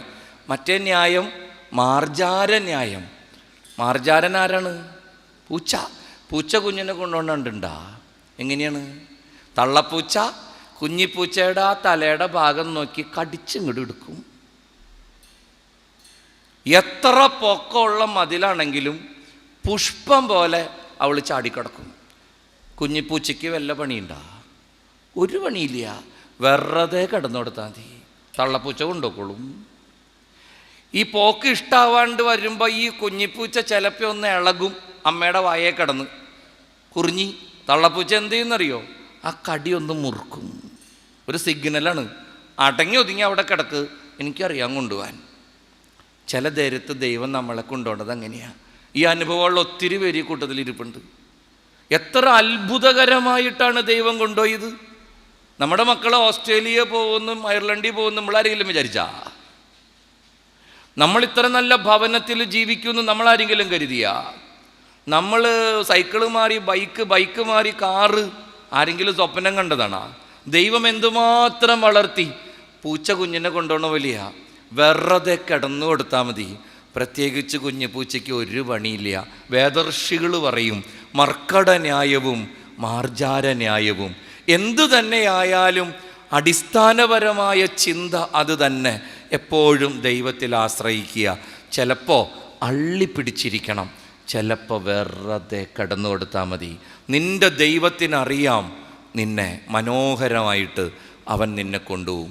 എളിമയോടെ കർത്താവിനോട് പ്രാർത്ഥിക്കാം, നീ എൻ്റെ കൂടെ വരണേ. മനോഹരമായൊരു പാട്ടിൻ്റെ 2 വരികൾ എനിക്കറിയാം. പാട്ട് പാടാനൊന്നും എനിക്കറിയില്ല. ഒരച്ഛൻ എഴുതിയ വരികളാണ്. ഇവിടെ പ്രിയപ്പെട്ട അച്ഛൻ പാട്ട് എഴുതുമെന്ന് പറഞ്ഞു. അതുപോലെ എനിക്കിഷ്ടമുള്ളൊരു അച്ഛൻ എഴുതിയ 2 വരികൾ. ഇതാണ്, ബൈബിളാണ് അടിസ്ഥാനം. നാഥാ നീ എൻ്റെ കൂടെ വരണമേ. പാട്ടിൻ്റെ വരികൾ അങ്ങനെയാ. നാഥാ നീ എൻ്റെ കൂടെ വരണമേ, നീയില്ലാതെ എങ്ങനെ ഞാൻ ചെങ്കടൽ മുറിക്കും, നീയില്ലാതെ എങ്ങനെ ഞാൻ മരുഭൂമി കടക്കും, നീയില്ലാതെ എങ്ങനെ ഞാൻ കാനാൻ നാട്ടിലെത്തും. കർത്താവേ നീ എൻ്റെ കൂടെ വരണമേ. ചെങ്കടലുകൾ മുറിക്കാനുണ്ട് നമുക്ക്, മരുഭൂമി കടക്കാനുണ്ട് നമുക്ക്. നമുക്കും നമ്മുടെ പ്രിയപ്പെട്ടവർക്കും ദൈവം പറഞ്ഞൊത്തിട്ടുള്ള സമാധാനത്തിൻ്റെ സന്തോഷത്തിൻ്റെ കാനാൻ വളരെ വളരെ ദൂരെയാണ്. അതുകൊണ്ട് എന്നും കർത്താവിനോട് പ്രാർത്ഥിക്കുക, നീ എൻ്റെ കൂടെ വരണമേ, നീ എൻ്റെ കൂടെ വരണമേ. നീ വരാതെ ഞാൻ ഒരിടത്തും പോവില്ല. നീ വന്നില്ലെങ്കിൽ നിനക്കെന്നെ ഇഷ്ടമാണെന്ന് എനിക്ക് മനസ്സിലാവില്ല. നീ എൻ്റെ കൂടെ വന്നാൽ എനിക്ക് അസാധ്യമായിട്ടൊന്നുമില്ല. കർത്താവ് പറയും, എനിക്ക് നിന്നെ നന്നായിട്ടറിയാം, അറിയുമ്പോഴും എനിക്ക് നിന്നെ വല്ലാണ്ട് ഇഷ്ടമാണ്. ഡോണ്ട് വറി, ഞാൻ നിൻ്റെ കൂടെ വരും. നീ നിന്നെ തന്നെ ഇത്ര കാര്യമായിട്ടെടുക്കരുത്, നീ നിൻ്റെ ദൈവത്തെ കാര്യമായിട്ടെടുക്കണം. അപ്പോൾ ദൈവം നിന്നെ കാര്യമായിട്ടെടുക്കും. നമുക്കത് മതി, അതുമാത്രം മതി. കണ്ണുകളടച്ച് പ്രാർത്ഥിക്കാം. കർത്താവേ, എൻ്റെ കുടുംബത്തിൽ നീയുണ്ടെന്ന് എനിക്കറിയാം, എൻ്റെ കൂടെ നീയുണ്ടെന്ന് എനിക്കറിയാം. നിന്നെ മഹത്വപ്പെടുത്താൻ എനിക്ക് കൃപ തരണേ. നിനക്കിഷ്ടമില്ലാത്തതെല്ലാം എൻ്റെ ജീവിതത്തിൽ നിന്നും എൻ്റെ കുടുംബത്തിൽ നിന്നും ദൂരെ അകറ്റാൻ നീ എന്നെ സഹായിക്കണേ. കർത്താവേ, നിനക്ക് ചേരാത്ത പലതും ഞാൻ കൊണ്ട് നടക്കുന്നുണ്ട്. പഴയ നിയമത്തിലെ ആഖാനെ പോലെ നിനക്കിഷ്ടമില്ലാത്തത് പലതും ഞാൻ കയ്യിൽ വെച്ചിട്ടുണ്ട്. ചില ബന്ധങ്ങൾ, ചില വസ്തുക്കൾ, ചില ആഗ്രഹങ്ങൾ. കർത്താവേ, നിനക്കിഷ്ടമില്ലാത്തതെല്ലാം എൻ്റെ ജീവിതത്തിൽ നിന്നും എൻ്റെ കുടുംബത്തിൽ നിന്നും ദൂരെ അകറ്റാൻ നീ എന്നെ ബലപ്പെടുത്തണേ. നിൻ്റെ മഹത്വം എൻ്റെ ജീവിതത്തിലും എൻ്റെ കുടുംബത്തിലും നിറയട്ടെ. എൻ്റെ സമൂഹത്തിൽ നീ എന്നും രാജാവായിരിക്കണേ. കർത്താവേ, അറിഞ്ഞ് സ്നേഹിച്ച് എൻ്റെ കൂടെ നടക്കാൻ എനിക്ക് നീ മാത്രമേ ഉള്ളൂ എന്ന് ഞാൻ ഏറ്റുപറയുന്നു. ഭൗതികമായ മാനുഷികമായ ഒരു സ്നേഹത്തിലും കീഴ്പ്പെട്ടു പോകാതെ നിൻ്റെ സ്നേഹത്തെ ആസ്വദിച്ചും അനുഭവിച്ചും ജീവിക്കാൻ അടിയനെ ശക്തിപ്പെടുത്തണേ. നിന്നെ കാര്യമായിട്ടെടുക്കുമ്പോൾ നീ എന്നെ കാര്യമായിട്ടെടുക്കും എന്നുള്ള വലിയ അനുഭവം സ്വന്തമാക്കാൻ നീ എന്നെ സഹായിക്കണേ. അവർണ്ണനീയമായ ദാനത്തെ പ്രതി കർത്താവേ, നിനക്ക് മഹത്വം. ആമേൻ. സകല ബുദ്ധിയും കവിയുന്ന ദൈവസമാധാനം നിങ്ങളുടെ ഹൃദയങ്ങളെയും നിലവുകളെയും ക്രിസ്തുവേശുവിങ്കൽ കാക്കട്ടെ. പിതാവും പുത്രനും പരിശുദ്ധാത്മാവുമായ സർവശക്തനായ ദൈവത്തിൻ്റെ കൃപയും അനുഗ്രഹങ്ങളും സദാകാലത്തോളവും നമ്മോട് കൂടെ ഇരിക്കുമാറാകട്ടെ. ആമേൻ.